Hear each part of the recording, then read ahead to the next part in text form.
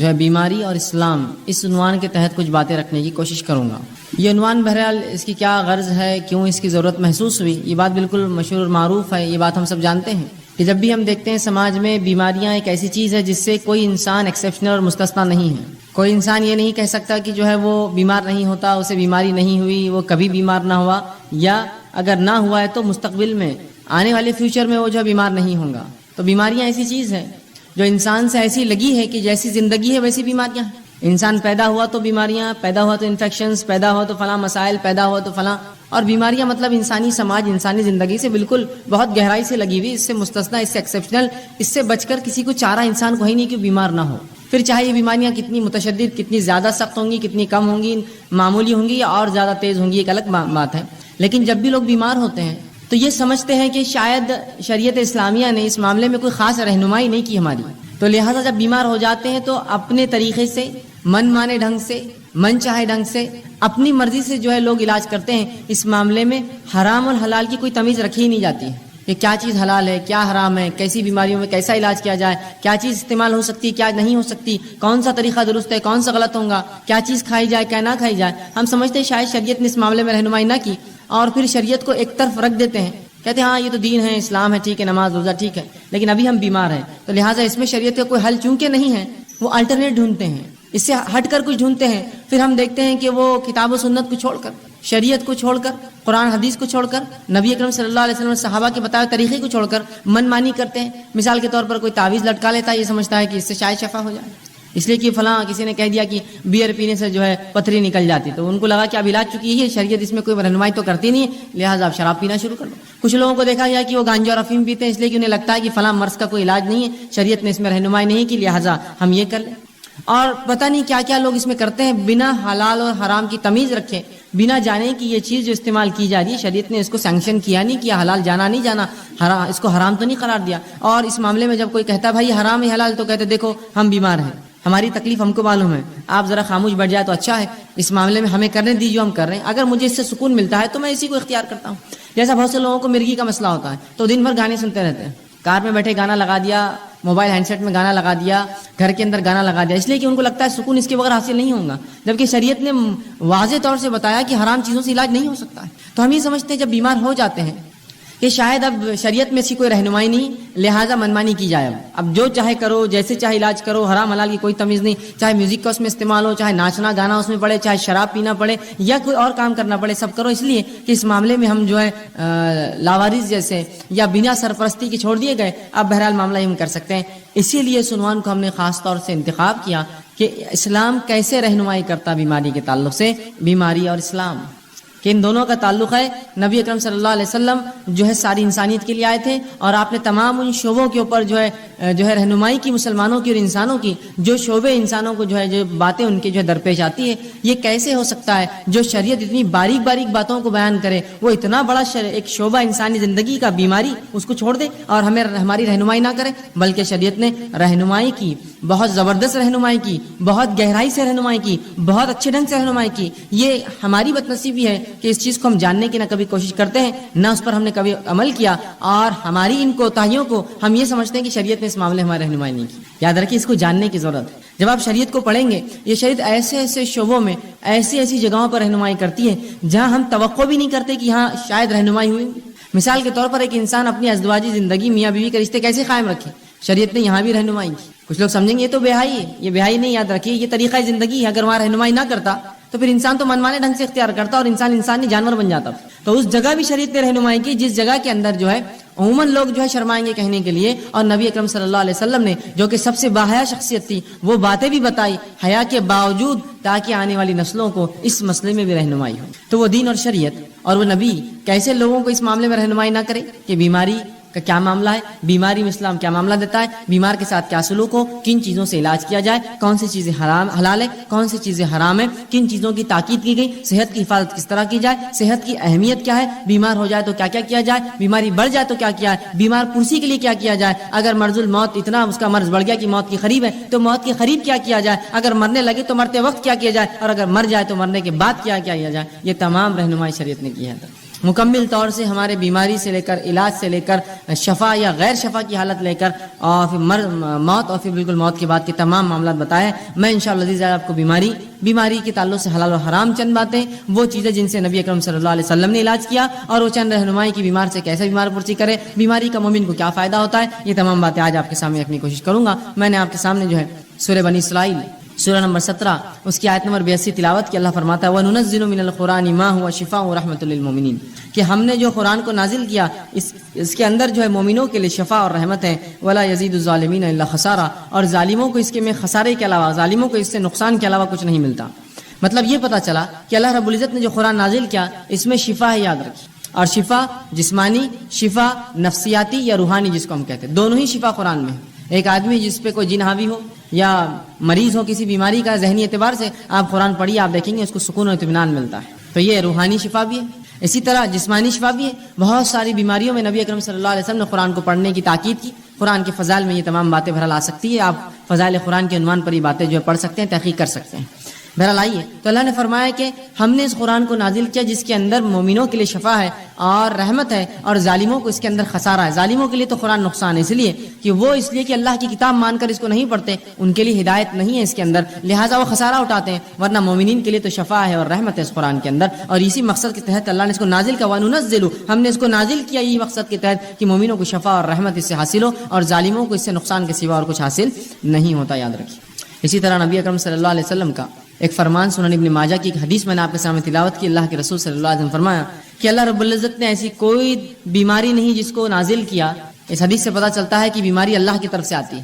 رسول اللہ فرماتے ہیں ان اللہ لم ينزل، کیا ایسی کوئی بیماری نہیں ہے جس کو اللہ نے نازل کیا لیکن اس کی شفا، اس کی دوا بھی نازل کر دی، اس کا علاج بھی نازل کر دیا. شفان فتداؤ، تو لہٰذا تم دوا کرو، علاج کراؤ. تو یہاں اس حدیث میں نبی اکرم صلی اللہ علیہ وسلم وضاحت کر دی کہ ایسی کوئی بیماری نہیں ہے جس کو اللہ نے نازل کیا ہو. تو پتہ چلا بیماریاں آسمان سے آتی ہے، اللہ بیماریاں دیتا ہے لوگوں کو، لیکن اس کا علاج بھی اتارتا ہے ان بیماریوں کے ساتھ. فتداؤ، تو لہٰذا تم دوا کرو، علاج کرایا کرو.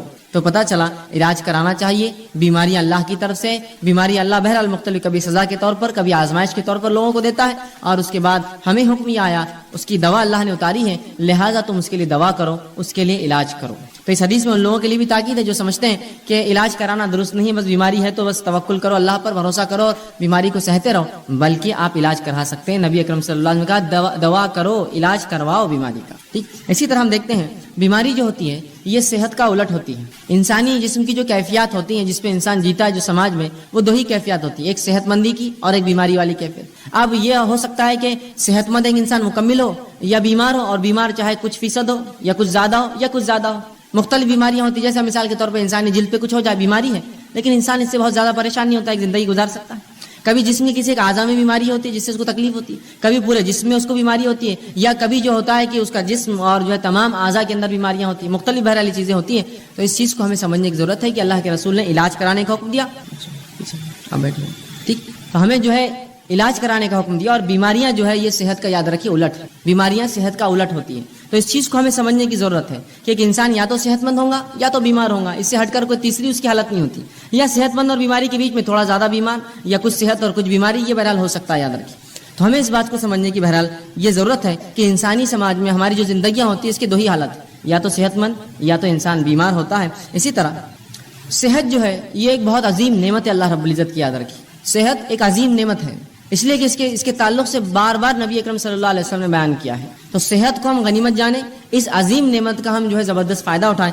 آئیے صحت کتنی عظیم نعمت اور دولت ہے. نبی اکرم صلی اللہ علیہ وسلم فرماتے ہیں، صحیح مسلم کی روایت، آپ نے فرمایا قوی مومن بہتر ہے اس مومن، اور اللہ کے نزدیک زیادہ محبوب ہے بنسبت اس کے جو کمزور مومن ہے.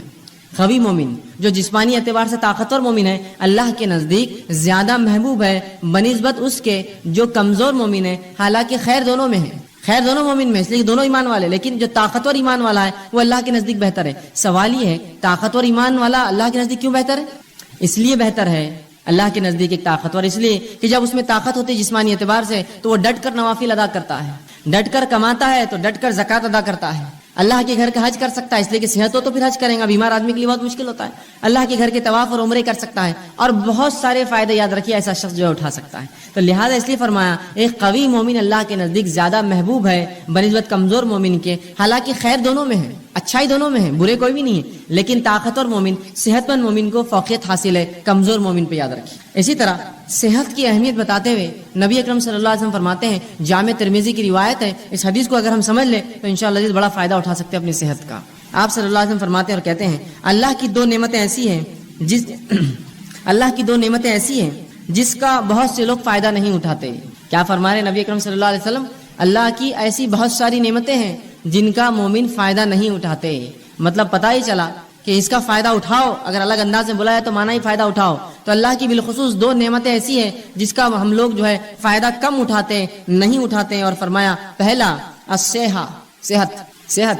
دو چیزیں نعمتیں اللہ کی ایسی ہے جس کا لوگ فائدہ نہیں اٹھاتے, اور خطاب ہم مسلمانوں سے. پہلا صحت کا فائدہ اٹھانا چاہیے, اس لیے کہ دوسری کی روایت میں جامع ترمذی کی آپ نے فرمایا صحت کا فائدہ اٹھا لو اس سے پہلے کہ بیماری آ جائے. تو صحت کا فائدہ نہیں اٹھاتے آپ فرما رہے. دوسرا جو نعمت اللہ کی جس کو ہم ضائع کرتے ہیں وہ کیا ہے؟ آپ فرماتے ہیں دوسرا والفراغ اور خالی وقت. یہ دو نعمت اللہ کی عظیم نعمت ہیں, ایک صحت اور خالی وقت. اور رسول اللہ فرماتے ہیں ان دو کا مومن فائدہ نہیں اٹھاتے. اور واقعی میں بات کتنی سچ ہے کہ جب اللہ ہمیں صحت دیتا ہے تو ہم کوئی کام نہیں کرتے ہیں, جب بیماری آتی تو ذکر و اذکار, صدقات, نوافل سب کا ہمیں جوش جاگ جاتا ہے. جب صحت کی کیوں نہیں فائدہ اٹھایا؟ جب ذکر و اذکار کرتے, جب نمازیں پڑھتے, قیام کرتے, اہتمام کرتے, اس لیے کہ جب اللہ نے طاقت دی تھی. یا پھر جوانی تو چھوڑ دیتے ہیں, جوانی جب گزر جاتی ہے اور بڑھاپے میں پھر تمام اعمال کرنے کی کوشش کرتے جو جوانی کی عبادتیں تھیں. یقیناً شریعت یہ نہیں کہہ رہی کہ بڑھاپے کی عبادتیں قبول نہیں ہوتی, لیکن جوانی کی عبادتیں زیادہ مطلوب ہے بڑھاپے کے مقابلے میں, اس لیے کہ یہاں انسان ینگ ہوتا ہے, اس میں جوش ہوتا ہے, اور بہت سارے ایسے کام کر سکتا ہے جو عمر نہیں کر سکتا ہے بڑھاپے کی عمر میں. تو کہا دو ایسی نعمتیں ہیں جس کا انسان فائدہ نہیں اٹھاتے, لوگ فائدہ نہیں اٹھاتے, مسلمان نہیں اٹھا رہے ہیں. ایک صحت اور دوسرا الفراغ اور خالی وقت. کتنی صحیح بات کہی. آج کتنا خالی وقت ہمارے نوجوانوں کے پاس ہے, لیکن کیا اس کا استعمال ہو رہا ہے؟ نہیں ہوتا ہے. کہاں ہوتا ہے؟ لوگ کہتے ہیں میں مصروف ہوں, لیکن مصروفیت کیا ہے؟ 2 گھنٹے 4 گھنٹے کہیں جا کے اور اس کے بعد خالی وقت بیٹھے ہیں, کبھی کھا رہے ہیں, کبھی کھیل رہے ہیں, کبھی بیٹھ رہے ہیں, کبھی چائے کی دکان پہ, کبھی حقوق پارلر کے اندر ہے, تو کبھی جم میں پڑے ہوئے, تو کبھی سوئمنگ پول پہ خالی وقت گنوا رہے, تو کبھی گھومنے پھرنے جا رہے.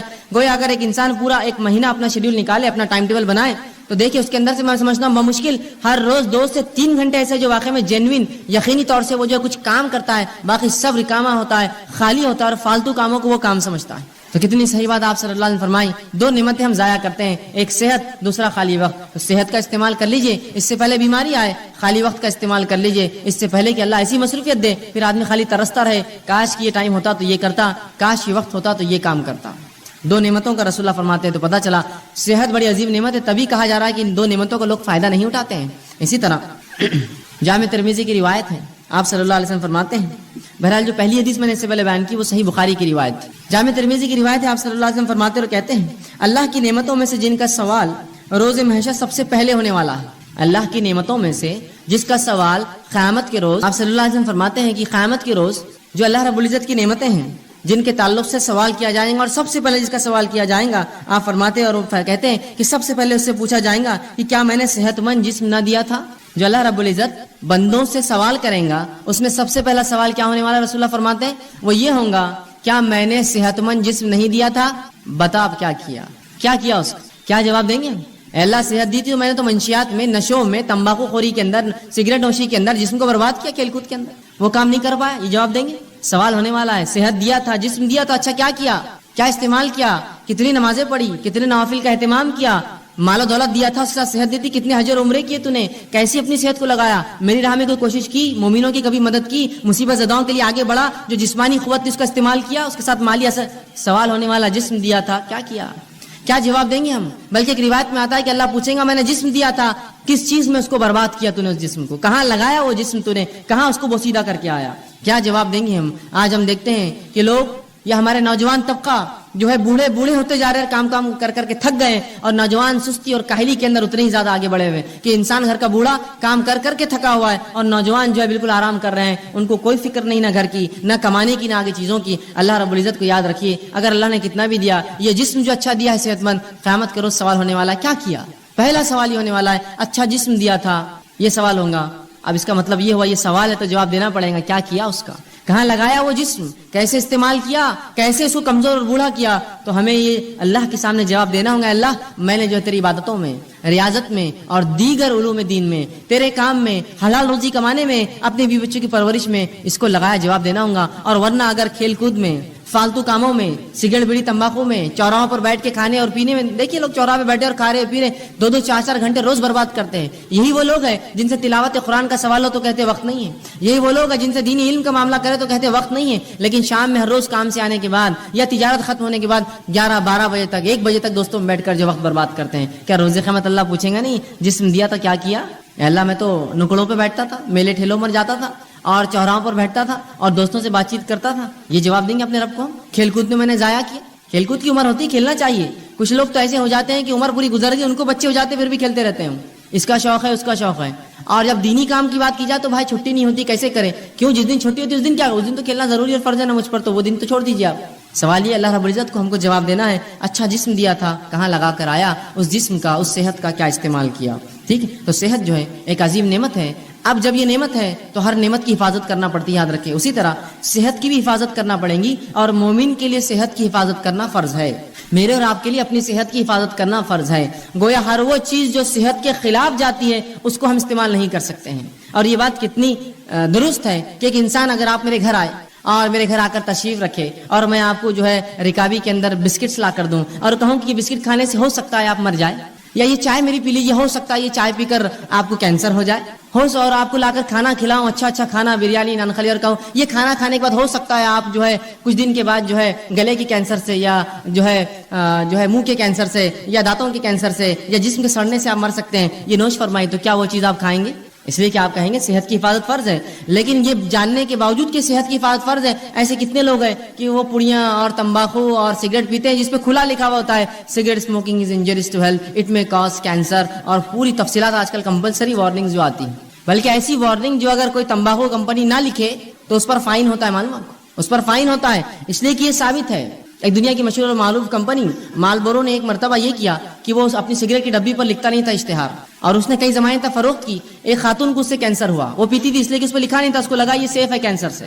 اس نے اس کو پیا، اس کو کچھ سالوں کے اندر کینسر ہوا. اس نے اس پہ جو ہے اس کمپنی پہ جو ہے کیس جو ہے ڈال دیا. کہا کہ یہ کمپنی لکھا کیوں نہیں جب اس میں اتنی خطرناک چیزیں تھیں جس سے میں بیمار ہو سکتی ہوں. کمپنی کو بہرحال اس سے کمپلائن کرنا پڑا. وہ کیس جیتی اور اس کو $32 بلین اس نے جو ہے اس کمپنی کو پے کرنا پڑے، اسے ایک اکیلی خاتون کو. $32 بلین کا کیس ٹھوکا تھا اس نے، اور اس کو ملا پورا پیسہ. اس لیے کہ انہوں نے کیوں نہیں چھاپا اپنے اس پر، جبکہ معلوم تھا اس کو 3 سال میں کینسر ہو سگریٹ پینے. اس کو لگا اس سے کینسر نہیں ہوتا، اچھی برانڈ کی کمپنی ہے بھی سگریٹ.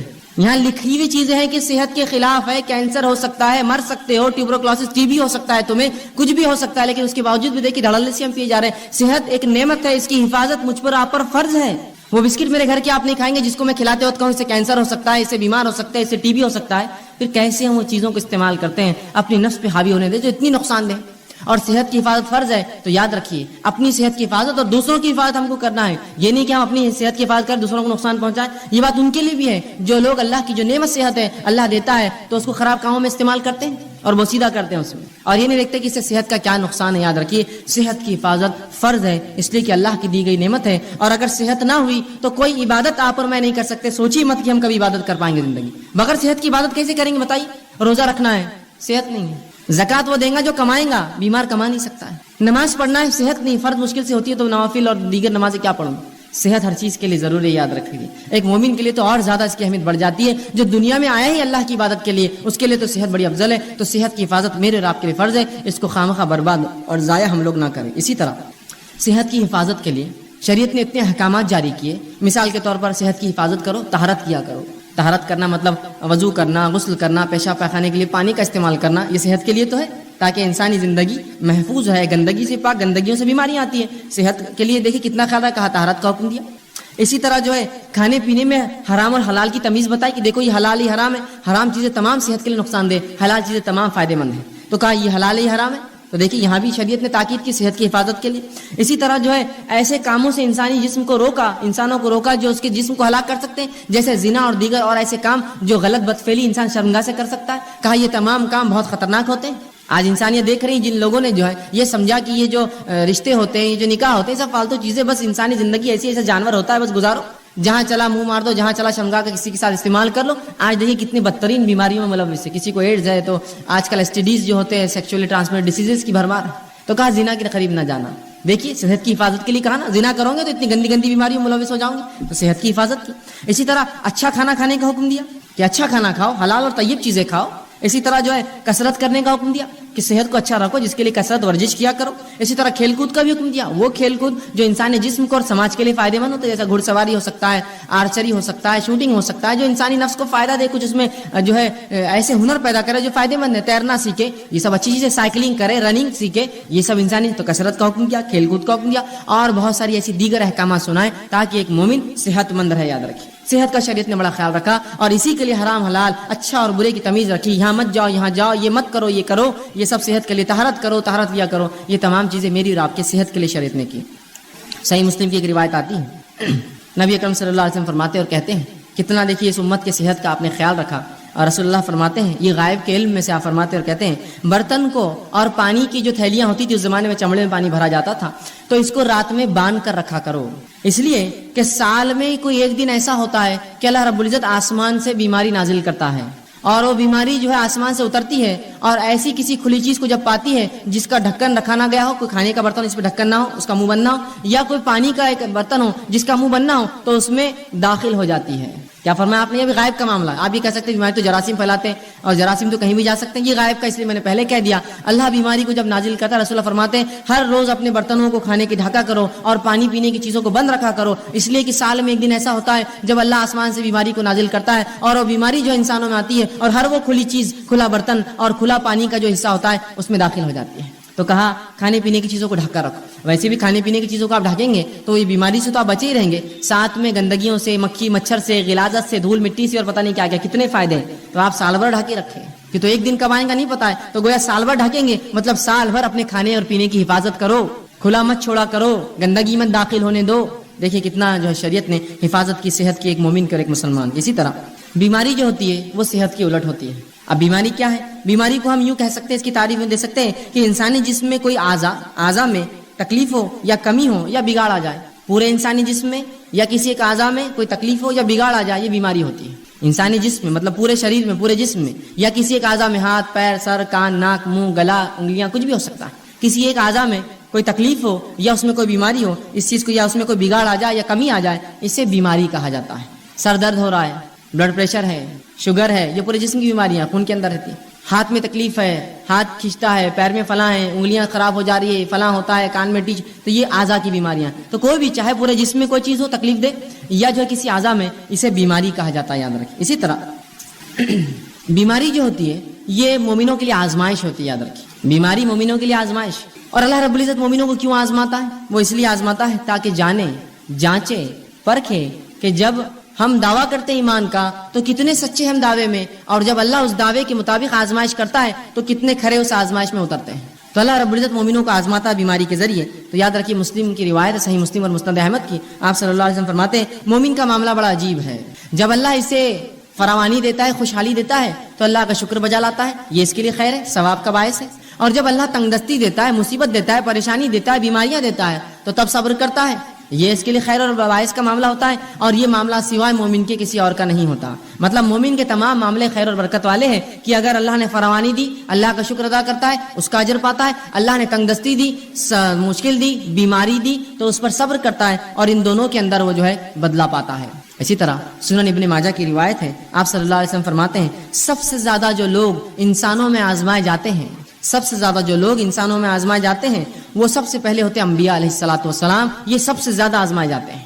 دوسرا فرمایا علماء حق, یہ دوسرے نمبر پہ جو آزمائے جاتے ہیں. تیسرا فرمایا صالحین اس امت کے, نیک لوگ یہ تیسرے نمبر پہ آزمائے جاتے ہیں. اور فرمایا ان میں سے کچھ ایسے گزرے ہیں پچھلی قوموں میں, انبیاء, علماء حق اور صالحین, کہ جن کو ایسی بیماریاں اللہ نے دی کہ جن کے جسم میں کیڑے پڑ گئے. بیماری آزمائش ہے, ان کے جسم میں کیڑے پڑ گئے. صالحین اور ان نیکوکاروں کے اس حد تک بیمار ہوئے کہ اس بیماری میں ان کا انتقال ہو گیا. اسی طرح کچھ ایسے تھے اللہ نے ایسی غربت دی, اتنا غریب بنایا کہ سوائے ٹاٹ کے کپڑے, کھدر جو موٹے کپڑے ہوتے پہننے کے, ان کے پاس نصیب نہ تھا. اور آگے فرمایا پہننے کو کچھ نہ تھا سوائے ٹاٹ کا کپڑا, لیکن اس میں وہ اس سے زیادہ خوش تھے جتنا تم فراوانی اور خوشحالی میں خوش رہتے ہو. مطلب یہ انبیاء, یہ علماء حق اور یہ صالحین ان بیماریوں میں, ان پریشانیوں میں, ان غربت میں بھی اتنے خوش تھے, اتنے مطمئن تھے کہ جتنے ہم لوگ خوشحالی میں خوش نہیں ہوتے ہیں، اس لیے کہ یہ انبیاء، یہ علماء حق، یہ صالحین جانتے ہیں کہ یہ آزمائش اللہ کی طرف سے ہے، اور ہر آزمائش کا مومن کو کیا ملتا ہے؟ بدلہ ملتا ہے۔ تو جب بھی ہماری آزمائش ہو، یاد رکھیے ہم صبر کریں، اور اللہ رب العزت کسی بھی انسان کو اس کے طاقت سے زیادہ نہیں آزماتا۔ اللہ سبحانہ تعالیٰ سورہ بقرہ سورہ نمبر 2 آیت نمبر 286 میں فرماتا اور کہتا ہے لا یکلف اللہ نفسا الا وسعها، اللہ کسی نفس کو اس کے طاقت سے زیادہ نہیں آزماتا۔ یاد رکھیے مجھے اور آپ کو ہماری طاقت سے زیادہ نہیں جو ہے آزماتا ہے، بلکہ جتنی طاقت ہے اتنی ہی آزمائش آتی ہے۔ تو اگر بیماری دی تو یہ طاقت تھی تب دی، مصیبت دی طاقت تھی تب دی، کسی نعمت کو دے کر چھین لیا یہ طاقت تھی تبھی چھینا۔ اللہ کسی کو اس کے جو ہے برداشت سے زیادہ نہیں آزماتا، اور اللہ کا معاملہ تو ہر بار یہ ہوتا ہے۔ سورہ بقرہ سورہ نمبر 2 آیت نمبر 175 میں فرمایا اور کہا یرید اللہ بکم اليسر ولا یرید بکم العسر، کہ اللہ رب العزت تو تمہارے ساتھ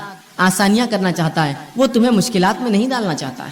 تو یہ بیماریاں میرے اور آپ کے لیے آزمائش ہے۔ اب جب بھی کوئی بیمار ہو تو ہم صبر کریں، اس لیے کہ صبر کرنے والوں کے تعلق سے سورہ بقرہ سورہ نمبر 2 آیت میں 156 میں کہا فبشر الصابرین، کہ صبر کرنے والوں کو بشارت دو، یہاں خوشخبریاں دینے کا حکم دیا کہ جو لوگ صبر کرتے ہیں فبشر الصابرین الذین اذا اصابتهم مصیبۃ قالوا انا للہ وانا الیہ راجعون، کہ جو لوگ مصیبت جن پر آتی ہے اور مصیبت میں صبر کرتے ہیں ان کو خوشخبریاں دے دو، اور جب ان پر مصیبت آتی ہے تو یہ مومن کہتے ہیں قالوا انا للہ وانا الیہ راجعون، ہم اللہ کی طرف سے آئے تھے، اس کی طرف لوٹ کر جانا ہے۔ تو ہمیں صبر کرنا چاہیے، اللہ کسی کو بھی اس کی طاقت سے زیادہ نہیں آزماتا، جب آزمائش ہوتی تو ہمیں صبر کرنا چاہیے۔ آئیے صحیح بخاری اور صحیح مسلم کی روایت ہے، آپ صلی اللہ علیہ وسلم فرماتے اور کہتے ہیں جب ایک مسلمان کو کوئی ایذا پہنچتی ہے، تکلیف پہنچتی ہے، بیماری کی شکل میں، کسی کی موت کی شکل میں، کسی اعضاء کے ضائع ہونے کی شکل میں، کسی اور اس میں مصیبت، پیسے میں، مال میں کمی، اولاد میں کمی، پھلوں میں کمی، روزی میں کمی، جب کسی ایک مومن کے تعلق سے آپ فرماتے ہیں مسلم کو ایذا یا بیمار ہوتا ہے تو اللہ تعالیٰ اس کے گناہوں کو ایسا دھو دیتا ہے جیسے ایک جھاڑ جس پر سوکھے پتیاں ہوں وہ سوکھنے سے گر جاتی ہیں۔ ایک مومن کو جب تکلیف، مصیبت، بیماریاں آتی ہیں تو اللہ اس کے گناہوں کو ایسا اس سے الگ کر دیتا ہے جیسے کہ ایک جھاڑ جس کے پتے سوکھ چکے ہیں وہ اس سے الگ ہو جاتے ہیں۔ ایسے مومن کے گناہ جو ہے بیماری کی وجہ سے، مشکل اور تکلیفوں کی وجہ سے دور ہو جاتے ہیں۔ یاد رکھیں تو ہر تکلیف جو مومن کو ہے اگر صبر کرے تو باعث اجر بنتی ہے، اس کے گناہ اس سے جھڑ جاتے ہیں۔ اسی طرح سنن ابو داؤد کی روایت ہے، آئیے وہ لوگ جو بیمار رہتے ہیں، پریشان ہوتے ہیں، پریشان مت ہوئیے، سنیے نبی اکرم صلی اللہ علیہ وسلم کیا فرماتے ہیں اور کہتے ہیں، آپ فرماتے ہیں اللہ مسلمانوں کے گناہ بیماریوں کی وجہ سے دھو دیتا ہے، اللہ مسلمانوں کے گناہ بیماریوں کی وجہ سے دھو دیتا ہے، اس حد تک کہ جیسے سونا اور چاندی کے میل کو آگ الگ کر دیتی ہے، بیماریاں مومن سے اس کے گناہوں کو ویسی الگ کر دیتی ہے جیسے آگ سونے اور چاندی کے میل کو الگ کر دیتی ہے۔ آپ جانتے ہیں نا سونے چاندی کو صاف کرنے کے لیے اس کو آگ میں ڈالا جاتا ہے، پگھلنے کے بعد سونا چاندی جو ہے رہ جاتا ہے اور غلاظت اوپر آتی ہے، اس سے نکال لی جاتی ہے۔ تو آپ سن فرماتے ہیں بیماریاں مومن کو ایسا پاک کرتی ہے گناہوں سے جیسا آگ سونے اور چاندی کے میل کچیل کو نکال دیتی ہے۔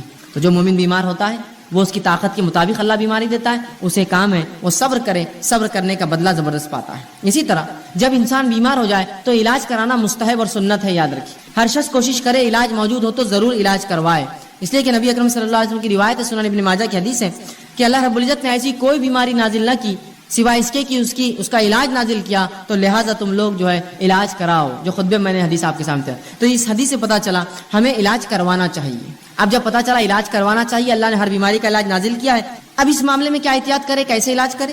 تو آئیے حرام چیزوں سے علاج کرانا یاد رکھیے جائز نہیں ہے، وہ چیزیں جن کو شریعت نے حرام قرار دیا ہے وہ چیزوں سے علاج جائز نہیں ہے۔ اس کے تعلق سے نبی اکرم صلی اللہ علیہ وسلم فرماتے ہیں، طبرانی کی روایت حدیث آپ فرماتے ہیں ان اللہ لم یجعل شفاءکم فیما حرم علیکم، جو چیزیں اللہ نے تم پر حرام کی ہے اللہ نے اس میں شفا نہیں رکھی ہے۔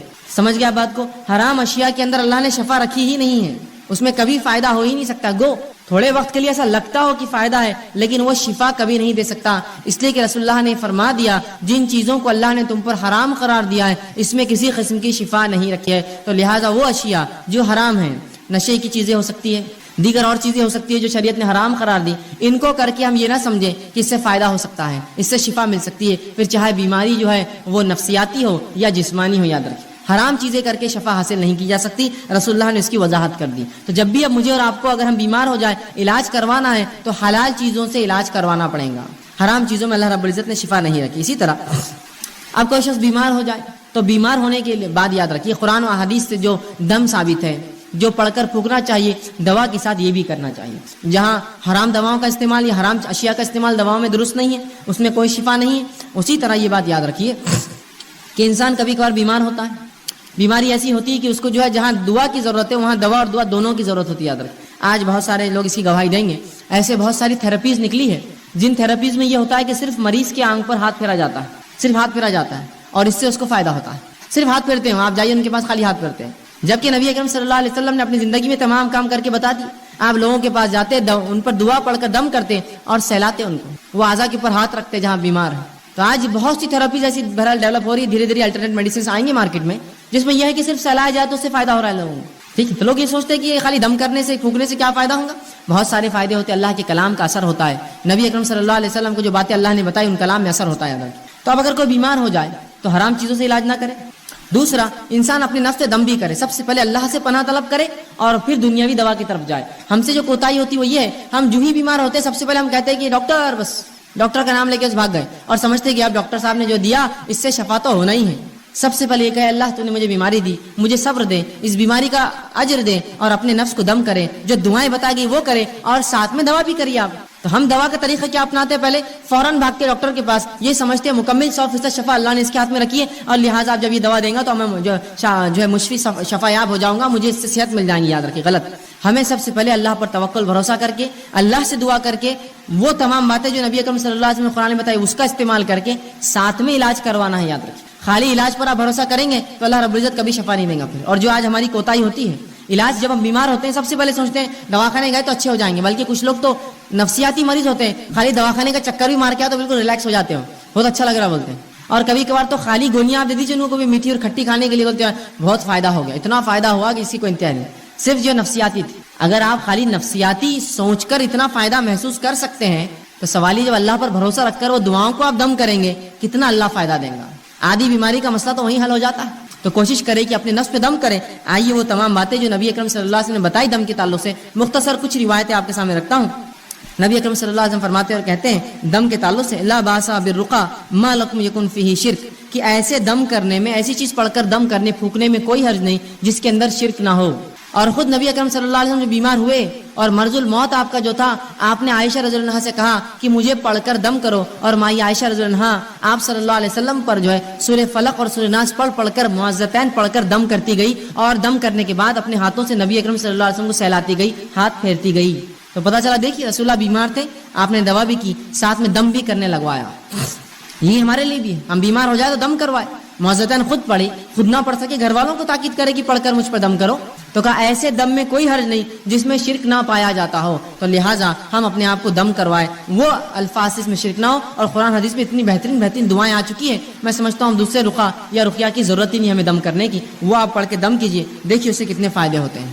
اسی طرح لوگ جب بیمار ہوتے ہیں اور بیماری اگر دور نہ ہو تو سب سے پہلے جہاں بھاگا جاتا ہے, جو خیال جاتا ہے وہ کیا ہے. مثال کے طور پر ایک انسان کو بیماری ہے, اب بیماری ختم نہ ہو رہی ہے, اللہ کی لمبی آزمائش ہے, تو سب سے پہلے دھیان کیا جاتا ہے, دیکھو اب اسلام میں اس کا علاج نہیں ہے اور دواؤں میں اس کا علاج نہیں, اور جھاڑوں کے پاس اور پہاڑوں پر اور پتھروں پر اور جھرنوں پر پتہ نہیں کہاں کہاں جاتے ہیں اور مختلف قسم کے شرک کرتے اور سمجھتے ہو اس میں شفا ہے.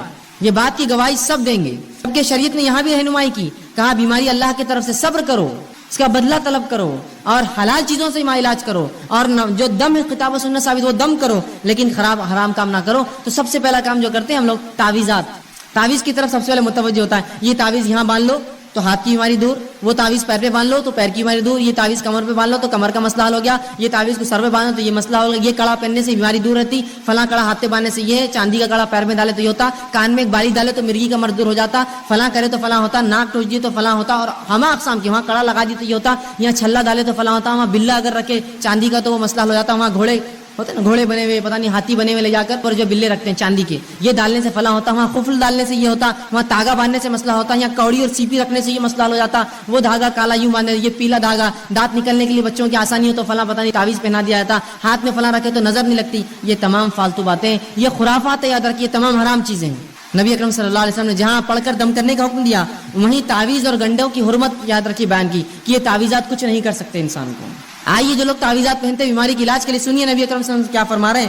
آپ نے مسند احمد کی روایت فرمایا اور کہا من علق تمیمۃ فقد اشرک, جس نے کسی بیماری کے علاج کے لیے, کسی فتنے سے بچنے کے لیے, شیطانی وسوسوں سے بچنے کے لیے, کسی آفت کو ٹالنے کے لیے, کسی اچھائی کو لانے کے لیے تعویذ لٹکا لیا, من علق تمیمۃ فقد اشرک, اس نے شرک کیا. اندازہ لگا رہے آپ شرک کس کو کہتے ہیں؟ اللہ کے ساتھ اس تعویذ کو شریک کیا, اب یہ تعویذ کی شکل تاگے ہو سکتے ہیں, دھاگے ہو سکتے ہیں, کڑے ہو سکتے ہیں, مالے ہو سکتے ہیں, سیپی ہو سکتے ہیں, کوڑیاں ہو سکتے ہیں, اور پتہ نہیں کیا کیا, انسانی کھوپڑی کی ہڈیاں ہو سکتی ہے, جانوروں کی جو جلدیں ہو سکتی ہے, الو ہو سکتا ہے, کوا ہو سکتا ہے, تیتر بٹیر, کچھ بھی پتہ نہیں. لوگ کہتے ہیں یہ کرنے سے بہت فائدہ ہوتا ہے, فلاں کرو, الو کو کاٹ کے ذبح کرو تو یہ ہوتا ہے, بڑواغل کو فلاں کرو تو یہ ہوتا ہے, فلاں چیز کی تمام حرام چیزیں. یا کوڑی لگا دی تو یہ ہوتا ہے, سیپی ٹھوکے تو یہ ہوتا ہے, مالے سے ہوتا, کنکر سے ہوتا, موتی سے ہوتا, سیپی سے ہوتا, یہ تمام حرام. جس نے اس عقیدے سے کوئی ایسی چیز لٹکا لی کہ اس سے برائیاں دور ہوتی ہے, بلائیں دور ہوتی ہے, آفتیں دور ہوتی ہے, اچھائی آتی ہے, بیماریاں جاتی ہے, تو کہا من علق تمیمتن فقد اشرک, اس نے شرک کیا, وہ اللہ کے ساتھ اس نے اس تعویذ کو شریک کر دیا. اب بہت سے لوگ بولتے تاگا تو ہے, کیا ہوتا ہے یہ تاگا؟ اگر ہاتھ پر رہ گیا اور مر گئے تو آخرت میں اللہ رب العزت رب نہ ہوا, آخر میں اللہ کہیں گا اس تاگے سے ہی مانگ لے جو مانگنا ہے, میرا بندہ تو کہاں تھا, تو نے تو اس پہ اعتقاد رکھا, کیا برا حال ہوگا. آئیے سنیے نبی اکرم صلی اللہ علیہ وسلم آگے کیا فرماتے. مسند احمد کی یہ بھی روایت آپ فرماتے, من علق تمیمۃ فلا اتم اللہ له ومن علق ودعۃ فلا ود اللہ له. سنیے اللہ کے رسول فرماتے ہیں جو تعویذ گلے میں لٹکا دے اللہ اس کی کبھی مراد پوری نہ کرے. رسول اللہ بدوا دے رہے ہیں اس کو, جو تعویذ گلے میں لٹکا لے اللہ اس کی مراد کبھی پوری نہ کرے. اور جو کوڑیاں اور سیپیاں, نبی اکرم صلی اللہ علیہ وسلم کے زمانے میں لوگ جانوروں کی چیزوں کی حفاظت کے لیے کوڑی اور سیپی لٹکاتے, مطلب تعویذ لٹکاتے بیماری نہ آنے کے لیے, کوڑیاں اور سیپی لٹکاتے کہ برائی نہ آئے, خیر کو لانے والا. تو کہا جو کوڑی اور سیپی لٹکا لے, آپ فرماتے ہیں جو لٹکا لے اللہ رب العزت اسے کبھی آرام نہ دے. جو تعویذ لٹکا لے اللہ رب العزت آپ فرما رہے ہیں کہ اس کو جو ہے کبھی جو ہے اللہ کے رسول فرماتے ہیں کہ اس کی مراد پوری نہ کرے اللہ, جس نیت سے ٹانگ کبھی نہ کرے. اور جو سیپی لٹکا لے, کوڑیاں اس زمانے میں لوگ لگاتے تھے تاکہ اس سے خیر آئے, فرمایا اللہ اس کو کبھی آرام نہ دے. اسی طرح آپ صلی اللہ علیہ وسلم نے مسند احمد کی روایت ہے, ایک شخص کو دیکھا جس کے ہاتھ میں ایک ڈنڈ پر ایک کڑا تھا. بہت سے لوگ کہتے ہیں نا چاندی کے کڑے, چھلے, پتہ نہیں مالے, گلے میں دھاگے, تاگے. سن لیجیے وہ لوگ غور سے سنیے. نبی اکرم صلی اللہ علیہ وسلم ایک شخص کو دیکھا کہ ہاتھ میں اس کے کڑا تھا ڈنڈ پر. آپ صلی اللہ علیہ وسلم نے کہا افسوس یہ کیا ہے, کیا باندھ رکھا تو نے ہاتھ پر؟ یہ تو شخص نے کہا اللہ کے رسول یہ میں نے اس لیے پہنا ہے کہ اس سے ایک جلد کی بیماری نہیں ہوتی ہے, اسکن کا ایک ڈیزیز نہیں ہوتا ہے, اس وجہ سے میں نے کڑا پہنا ہے. تو کہا کہ تو اسے فوراً اتار دے ورنہ اللہ رب العزت جو ہے تجھے اس میں ملوث کر دے گا, اس بیماری کو ڈال دے گا, وہ بیماری میں تجھے ملوث کر دے گا. کہا فوراً اتار دے کڑا ورنہ اللہ تجھے اس بیماری میں ڈال دے گا. اور فرمایا اگر تو اس حال میں مر گیا, تیری موت ہو گئی کہ کڑا تیرے ہاتھ میں ہی تھا, مر گیا, تو کبھی کامیاب نہیں ہوگا آخرت میں, کبھی کامیاب نہیں ہوگا. کیا فرمایا کہ تو نے جلد کے امراض کے لیے پہنا, اسے اتار دے, اگر تو نے اسے نہ اتارا تو تجھے بیماری اللہ دے دے گا, اور اگر تو مر گیا اس حالت میں تو آخرت میں تو کبھی کامیاب نہیں ہونے والا, اس لیے کہ تو نے شرک کیا. تو لہٰذا ہمیں حلال چیزوں سے علاج کروانا ہے, تعویذ گنڈوں میں کوئی علاج نہیں ہوتا. یاد رکھیں, آپ دعائیں پڑھیے قرآنی, آپ دعائیں پڑھیے نبوی, یہ علاج کا یاد رکھیے جائز طریقہ ہے. آپ بعض دعائیں جو نبی اکرم صلی اللہ علیہ وسلم نے دم کیا اپنے نفس پر جب آپ بیمار ہوتے تھے, تو آئیے وہ دعائیں آپ کے سامنے رکھتا ہوں. دیکھیے یہ تمام باتیں دنیاوی علاج کے ساتھ چل رہا ہے, آپ دنیاوی علاج کراتے ہوئے یہ تمام کام کر رہے ہیں. یاد رکھیے میں نے یہ نہیں کہا آپ سے کہ آپ دنیاوی علاج چھوڑ دیجیے اور باقی یہی کرتے رہیے, کافی ہے. آپ دواخانے بھی جائیے لیکن پہلے یہ ہوگا اور ساتھ میں پھر علاج کرواتے رہیے اور پھر صبر کرتے رہیے, اللہ سے دعا کرتے رہیے. تو علاج کے ساتھ یہ سب چل رہا ہے, اس لیے کہ یہ دونوں ملیں گے تو شفا ہے. یاد رکھیے. آئیے آپ صلی اللہ علیہ وسلم نے جو بعض دعائیں کی شفا کے لیے اس آپ کے سامنے رکھتا ہوں, بس مختصر رکھوں گا. صحیح بخاری کی روایت ہے, آپ صلی اللہ علیہ وسلم جب کسی مریض کے پاس جاتے تو اس کے جسم پر ہاتھ رکھتے اور یہ دعا پڑھتے اس کی شفا کے لیے. دعا یوں اللہم رب الناس اذهب الباس اشفی انت شافی, کہ اے اللہ انسانوں کو پالنے والے, انسانوں کے رب, اس سے تکلیف دور فرما, اس سے تکلیف دور فرما. اشفی انت شافی, اس کو شفا دے, تو شفا دینے والا ہے. لا شفا الا شفاؤ, تیرے علاوہ کوئی اور شفا دینے والا نہیں ہے. شفاء لا یغادر سقما, ایسی شفا دے کہ جو بیماری کو بالکل نہ چھوڑے. یہ دعا کرتے اس بیمار کے لیے, جب آپ جاتے اس کو پڑھتے اور یہ دعا کرتے کہ مریض پر ہاتھ رکھ کر یہ دعا کرتے اللہم رب الناس اذهب الباس, اے اللہ جو انسانوں کا رب ہے اس سے اس کی بیماری کو دور کر. اور یقیناً جو آپ فرماتے آگے اشفی انت شافی, تو شفا دینے والا, تیرے شفا دینے کوئی نہیں ہے. لا شفاؤک الا شفاؤک, تیرے علاوہ کوئی شفا نہیں دیتا. شفاء لا یغادر سقما, ایسی شفا دے اس کو کہ اس کی بیماری کو بالکل نہ چھوڑے. تو ہم بھی جب مریض کے پاس جائے, کوئی گھر میں مریض ہو جائے, یہ دعا اس کے جسم پر ہاتھ رکھ کے پڑھیے, دیکھے شفا ملیں گی, ساتھ میں علاج بھی بہرحال کراتے رہیں. اسی طرح صحیح مسلم کی روایت ہے, ایک شخص نے آپ صلی اللہ علیہ وسلم کے سامنے درد کی شکایت کی. کہا اللہ کے رسول مجھے تکلیف ہو رہی ہے, کسی کے اعضاء میں درد کی شکایت کی. نبی اکرم صلی اللہ علیہ وسلم جب یہ سنا, اس کی درد کی شکایت سنی, تو آپ نے فرمایا کہ تو اپنے اس اعضاء پر جہاں تکلیف ہے اپنا سیدھا ہاتھ رکھ اور 3 بار بسم اللہ پڑھ. پیٹ دکھ رہا ہے, پیر دکھ رہا ہے, اچانک سر میں درد شروع ہوا, پتہ نہیں لوگ کیا کیا کرواتے ہیں. سنت سے یہ ہے کہ ہاتھ رکھو اور 3 مرتبہ آپ نے فرمایا بسم اللہ پڑھ, اور اس کے بعد آپ نے فرمایا اور کہا کہ 7 مرتبہ پھر یہ پڑھ.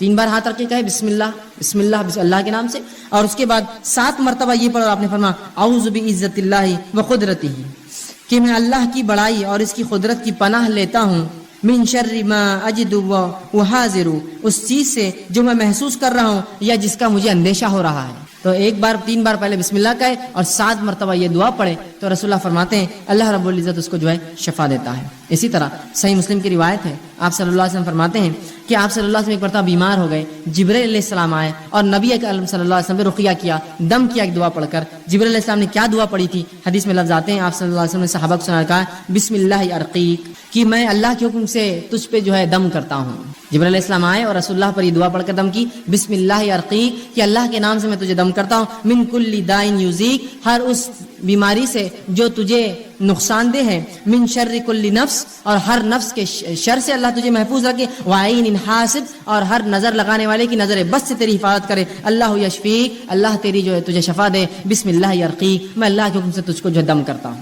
یہ دعا جبرائیل علیہ السلام نے نبی اکرم صلی اللہ علیہ وسلم پر دم کی. اسی طرح معوذتین آپ پڑھ سکتے ہیں، اسی طرح سورہ جو ہے فاتحہ پڑھ کر ہم دم کر سکتے ہیں. یہ تمام کے بڑے فضائل آتے ہیں، یاد رکھیں. ہم نے یہ تمام چیزیں بہرحال آج چھوڑ دی ہیں، اور ایسی تمام وہ دعائیں جو قرآن سے اور سنت نبوی سے ثابت ہے آپ پڑھ سکتے ہیں. میں نے تو 2-4 نمونے کے طور پہ رکھی. یہ اگر پڑھ کر ہم کریں گے تو آپ دیکھیے جہاں دوا سے بھی علاج کا کچھ حصہ ہو رہا ہے، وہیں یہ دعائیں بہت حد تک نفسیاتی طور سے ہمیں جو مرض سے دور کر دیں گی، یا کم از کم بیماری ختم نہ بھی ہو تو ہم ایک مضبوط ایک مومن بنے رہیں گے. ہم آہو بکا نہیں کریں گے، تقدیر کو کوسیں گے نہیں، اللہ کو برا بھلا نہیں کہیں گے، اللہ سے بدگمانی نہیں کریں گے کہ ہم ہی بیمار ہونا تھا کہ اللہ ہمارا ہی گھر ملا تھا کیا، مائچ ملا تھا کیا. کم از کم یہ تسلی رہیں گی انسان کو، نفسیاتی وہ مضبوط اور قوی رہے گا، چاہے جسمانی اعتبار سے کتنا لاغر اور بیمار ہو چکا ہو. تو یہ دعائیں بڑی اہمیت رکھتی ہیں. اسی طرح بعض ایسی چیزیں جن سے نبی اکرم صلی اللہ علیہ وسلم نے خود علاج کیا ہو، وہ آپ کے سامنے کچھ رکھتا ہوں واقعات اور کچھ چیزیں جن سے خود نبی اکرم صلی اللہ علیہ وسلم نے علاج کیا ہو. لیکن ایک بات اس سے پہلے میں بتا دوں کہ جو باتیں حدیث میں آتی ہے کہ آپ صلی اللہ علیہ وسلم نے ان سے علاج کیا ہے، آج بہت سی مرتبہ یہ ہوتا ہے کہ ہم کہتے ہیں ان سے تو جیسا طب نبوی کتابیں ہوتی ہیں، آپ پڑھتے ہیں اور علاج کرنے کی کوشش کرتے ہیں، فائدہ محسوس نہیں ہوتا ہے. وہ اس لیے کہ طب کا معاملہ ایسا ہے کہ اس پہ تجربات اور تجزیات کی ضرورت ہے. نبی اکرم صلی اللہ علیہ وسلم نے بہت سی باتیں فرمائی، یہ مسلمانوں کی کم علمی رہی، بے خوفی رہی، بد نصیبی رہی کہ طب نبوی ہم نے اپنے ہاتھ سے ضائع کر دی، کبھی اس پہ ریسرچ ہی نہیں کیا. کوئی بھی میڈیسن ریسرچ کے بغیر نہیں ہوتی ہے. رسول اللہ اگر یہ فرماتے ہیں کہ فلاں چیز میں یہ شفا ہے تو اس کا معنی یہ کہ اب ریسرچ کرنا پڑے گا نا، اس میں سے نکالنا پڑے گا کیسی شفا ہے، کس چیز کے ساتھ دنیا کی مل کے شفا دیں گی، کون سی اور چیزیں سے مل جانے سے فلاں فائدہ ہوگا. ریسرچ ورک کبھی نہیں ہوا. اور افسوس مسلمانوں نے یونانی طب کو اپنا طب سمجھا اور یونانی طب کو مکمل طور سے لے لیا، اور طب نبی اس کے چکر میں پوری جو ہے ختم ہو گئی. کہ آج بہت ساری باتیں جو طب نبی میں الفاظ آتے ہیں وہ دوائیں کس کو بولتے ہیں ہم کو معلوم نہیں. وہ تو تبھی معلوم ہو سکتا تھا جب اس زمانے کے بعد سے لے کر مسلمان اس کو استعمال کرتے رہتے، اس پہ تجربات کرتے. افسوس کہ اتنا زبردست ذریعہ طب کا ہم نے کھو دیا. لیکن پھر بھی کچھ باتیں جو آتی رکھنے کی کوشش کرتا ہوں، وہ جو جس سے رسول اللہ صلی اللہ علیہ وسلم نے شفا کے لیے استعمال کی دواؤں کے طور پر. سب سے پہلے جو حدیث میں آتا ہے وہ یہ کہ آپ شہد سے علاج کیا کرتے تھے. ایک مرتبہ ایک شخص اور اللہ کے رسول صلی اللہ علیہ وسلم، میرے بھائی کو جو ہے پیٹ خراب ہو چکا ہے، اسے دست ہو رہے ہیں، آپ صلی اللہ علیہ وسلم نے کہا اسے شہد کھلاؤ. وہ گیا شہد کھلا کر آیا، کہا اللہ کے رسول اور بڑھ چکے ہیں، کہا اور کھلا. پھر اس نے کھلا کر آیا، کہا اللہ کے رسول صلی اللہ علیہ وسلم اور بڑھ چکے ہیں، کہا اور کھلا. 3 مرتبہ کھلانے کا حکم دیا. پھر وہ آ کر کہا اللہ کے رسول اور اس کے جو ہے دست بڑھ گئے ہیں. تو کہا اللہ کی کتاب سچی ہے، تیرے بھائی کا پیٹ جھوٹا ہے، اسے اور کھلا شہد. اس لیے کہ اللہ نے شہد کے تعلق سے کہا اس میں شفا ہے، تو اللہ کی کتاب سچی ہے، تیرے بھائی کا پیٹ جھوٹا ہے، اسے اور کھلا. جب اور کھلایا گیا تو ان کو شفا مل گئی اس چیز سے. آپ دیکھ رہے ہیں جہاں شہد کھلایا گیا وہیں عقیدہ دیکھیے ساتھ میں، کھلا اس کو، اس میں شفا ہے. بس اگر کہہ دیا تو کہہ دیا، یہ نہیں کہ. اور عموماً دیکھیں تو شہد کھلانے سے بہت سے لوگوں کے جو ہے دست اور بڑھ جائیں گے، ظاہر تو یہ دکھتا ہے لیکن اس میں شفا ہے، وہ شفا اور فائدہ دیتا ہے. اس لیے کہ کبھی دست کا روکنا درست ہوتا ہے اور کبھی ان کا نکل جانا اچھا ہوتا ہے، تاکہ بیماری جو اندر ہے جراثیم پورے نکل جائے پیخانے کے ذریعے. تو کہا تیرا بھائی کا پیٹ جھوٹا ہے، اللہ کی کتاب سچی، اور کھلا اس کو. ایک بار اور کھلایا، دست بند ہو گئے، شہد کے ذریعے شفا. اسی طرح آپ صلی اللہ علیہ وسلم نے زمزم کا استعمال کیا شفا کے لیے، اور فرمایا زمزم جس نیت سے پیا جاتا ہے اللہ اس میں شفا رکھتا ہے. تو یہ علاج بھی ہم کر سکتے ہیں کہ جب حج کو جانا ہو، عمرے کو جانا ہو، جو لوگ جاتے ہیں آپ ان کو کہیے کہ بھائی زمزم ہمارے لیے لائیے، یا خود گئے تو خوب پیجیے، اس نیت سے کہ اللہ فلاں مرض کے لیے شفا، فلاں مرض کے لیے شفا، فلاں. اس لیے کہ زمزم جس نیت سے پیا تھا فرماتے ہیں اللہ نے اس میں شفا رکھی ہے اس پانی کے اندر. تو زمزم کا استعمال کیجیے دوا کے لیے. اسی طرح گائے کا دودھ، یہ بھی بڑا مفید ہے، یاد رکھیے. آپ صلی اللہ علیہ وسلم فرماتے ہیں کہ گائے کا دودھ پیا کرو، اس میں شفا ہے، اور اس کے پنیر کو کھایا کرو، اس میں بھی شفا ہے. اس لیے کہ گائے مختلف قسم کے جو ہے جھاڑ کھاتی ہے جس کی وجہ سے اس کے دودھ میں شفا ہوتی ہے، لیکن اس کے گوشت میں بیماری ہے. کیا فرما رہے آپ صلی اللہ علیہ وسلم؟ گائے سے علاج کیا کرو، اس کے دودھ میں شفا ہے اور اس کے پنیر میں شفا ہے، لیکن فرمایا اس کے گوشت میں بیماری ہے. لیکن ہمارے پاس تو گائے کے گوشت کا معاملہ کیا ہوتا ہے آپ سب جانتے ہیں. اس کے بغیر کوئی دعوت مکمل نہیں ہوتی اور اس حد تک اس کو کھایا جاتا ہے کسی کو انتہا نہیں. آپ کھا سکتے ہیں, حلال ہے, یہ حرام نہیں ہے. لیکن اگر بکثرت اس کو کھائیں گے تو اس میں بیماری ہے, یاد رکھیں کہ رسول اللہ نے واضح اور ایک نہیں ایسی 5 سے 6 روایت ہے جس میں کہا اس میں بیماری ہے, اس کے گوشت میں بیماری ہے. تو آپ نے فرمایا اس کے دودھ میں شفا ہے, اس کے پنیر میں شفا ہے, اس لیے کہ گائے چرتی ہے اور بہت سارے مختلف جھاڑ کھاتی ہے جو بیماری کا علاج ہوتے ہیں, تو اس کو پینا چاہیے, اس کے دودھ کو, اس کے پنیر کو, اور کہا اس کے گوشت کے تعلق سے احتیاط کرنا, اس میں بیماری ہے. تو حلال ہے ایسا گوشت کھانا, لیکن بکثرت کھائیں گے تو بیماری ہو سکتی ہے, یاد رکھیں. رسول اللہ نے فوراً وضاحت کر دی اس میں بیماری, اور تمام احادیث صحیح ہے, یاد رکھیں. تو گائے کے دودھ سے علاج کروائیے. اسی طرح بچوں کو پلائیے, خود پیجیے, بیمار ہو تو بڑا شفا اس میں فائدہ ہے. اسی طرح آپ نے زیتون کے تیل کے تعلق سے کہا, زیتون کے تیل میں بھی شفا ہے. کوشش کریں کہ زیتون کا تیل ہم استعمال کریں. اب لیکن بہرحال اب کیسے استعمال کریں اس کو تو ظاہر سی بات ہے تجربات کرنے پڑیں گے. اب جو لوگ تجربے کرتے ہیں مختلف چیزوں میں ملا کر زیتون کا تیل کیا فائدہ ہوتا ہے ان سے پوچھنا پڑے گا کیسا ہوتا ہے بول کر. اسی طرح کلونجی میں آپ نے فرمایا شفا ہے, اور کلونجی کے تعلق سے فرمایا کہ تم جو کالے دانے کلونجی جس کو کہتے ہیں اس کو اگر ساتھ کھایا کرو اس میں بڑی شفا ہے. اور فرمایا اس کے تعلق سے کہ جو اسے کھاتا ہے اس میں موت کے علاوہ تمام چیز کا جو ہے شفا ہے, تمام چیز کی سوائے موت کے. کلونجی تو کلونجی کھایا کریں, اس میں بھی شفا ہے. اسی طرح اجوا کھجور کے تعلق سے آپ نے فرمایا اس میں بھی شفا ہے. اجوا کھجور وہ کھجور ہوتی ہے جو نبی اکرم صلی اللہ علیہ وسلم کے زمانے میں ایک مخصوص احاطہ ہے اس کے اندر اگتی تھی, اسے اجوا کہتے ہیں. تو اجوا کھجور جو کھاتا ہے آپ سے فرماتے ہیں جس دن وہ کھائے نہار پر 7 اجوا کھجور, اس دن جادو اور اس پہ زہر اثر نہیں کرتا.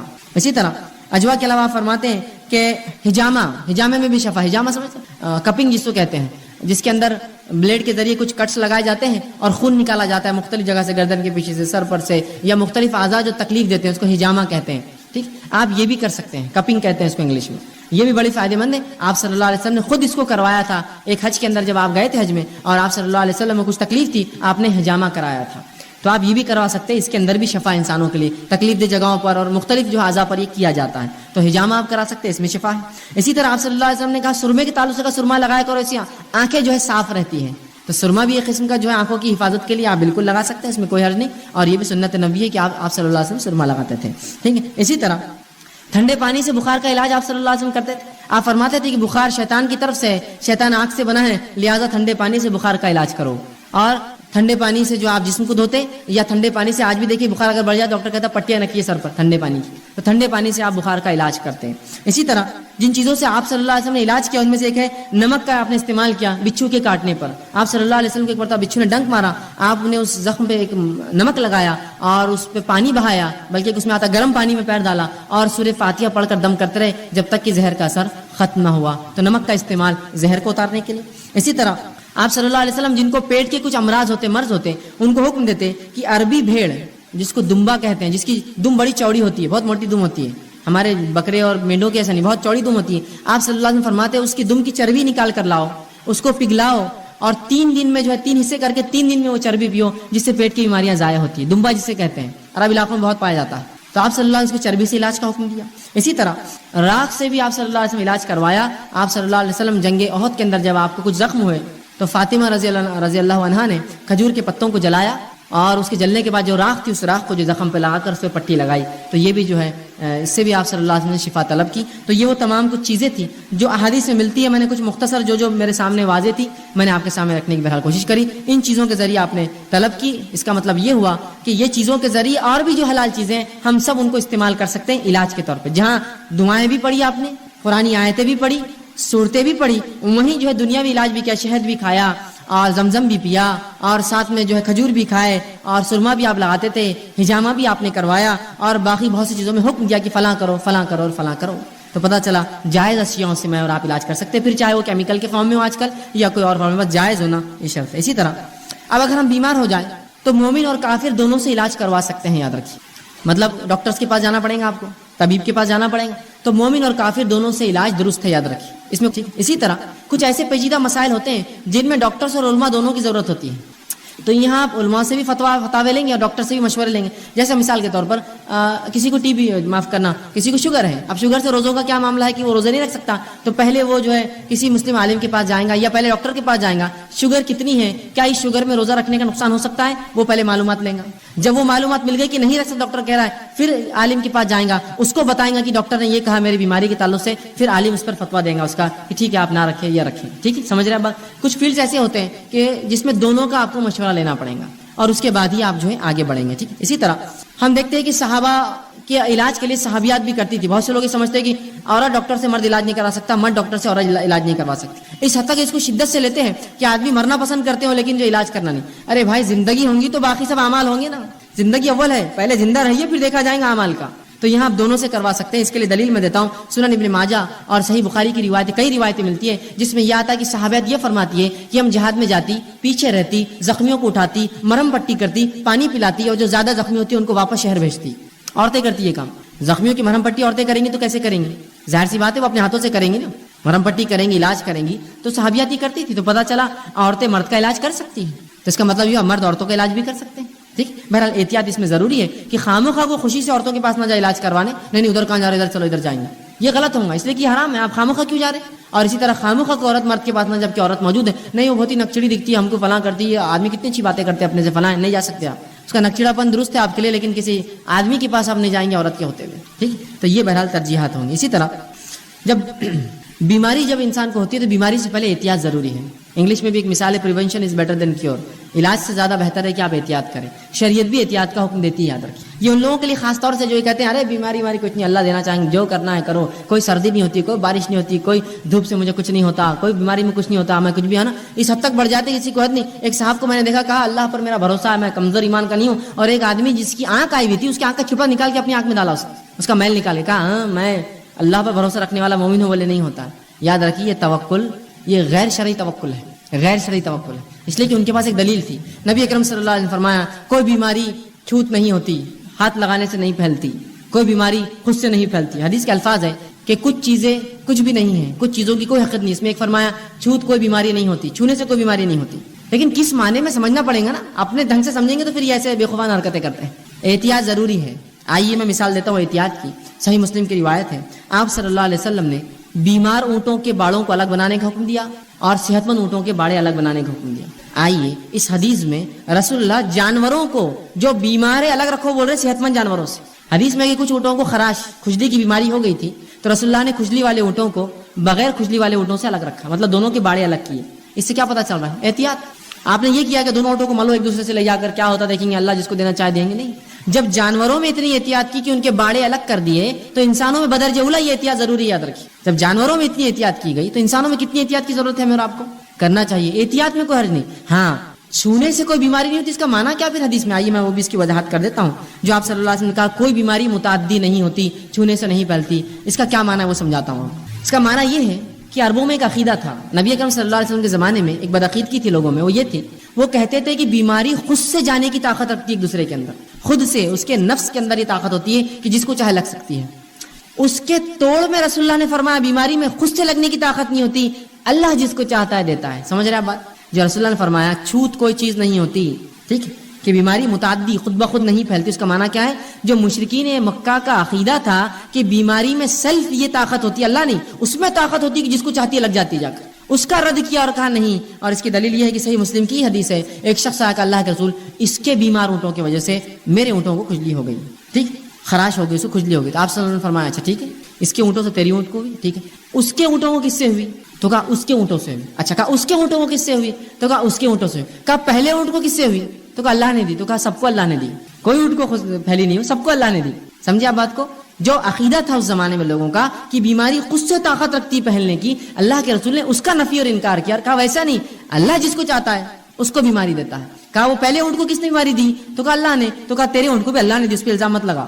سمجھ رہے ہیں بات کو؟ لیکن احتیاط اپنی جگہ آپ نے کروائی, کہا صحت مند اونٹوں کو خراش والے کھجلی والے اونٹوں سے الگ رکھو.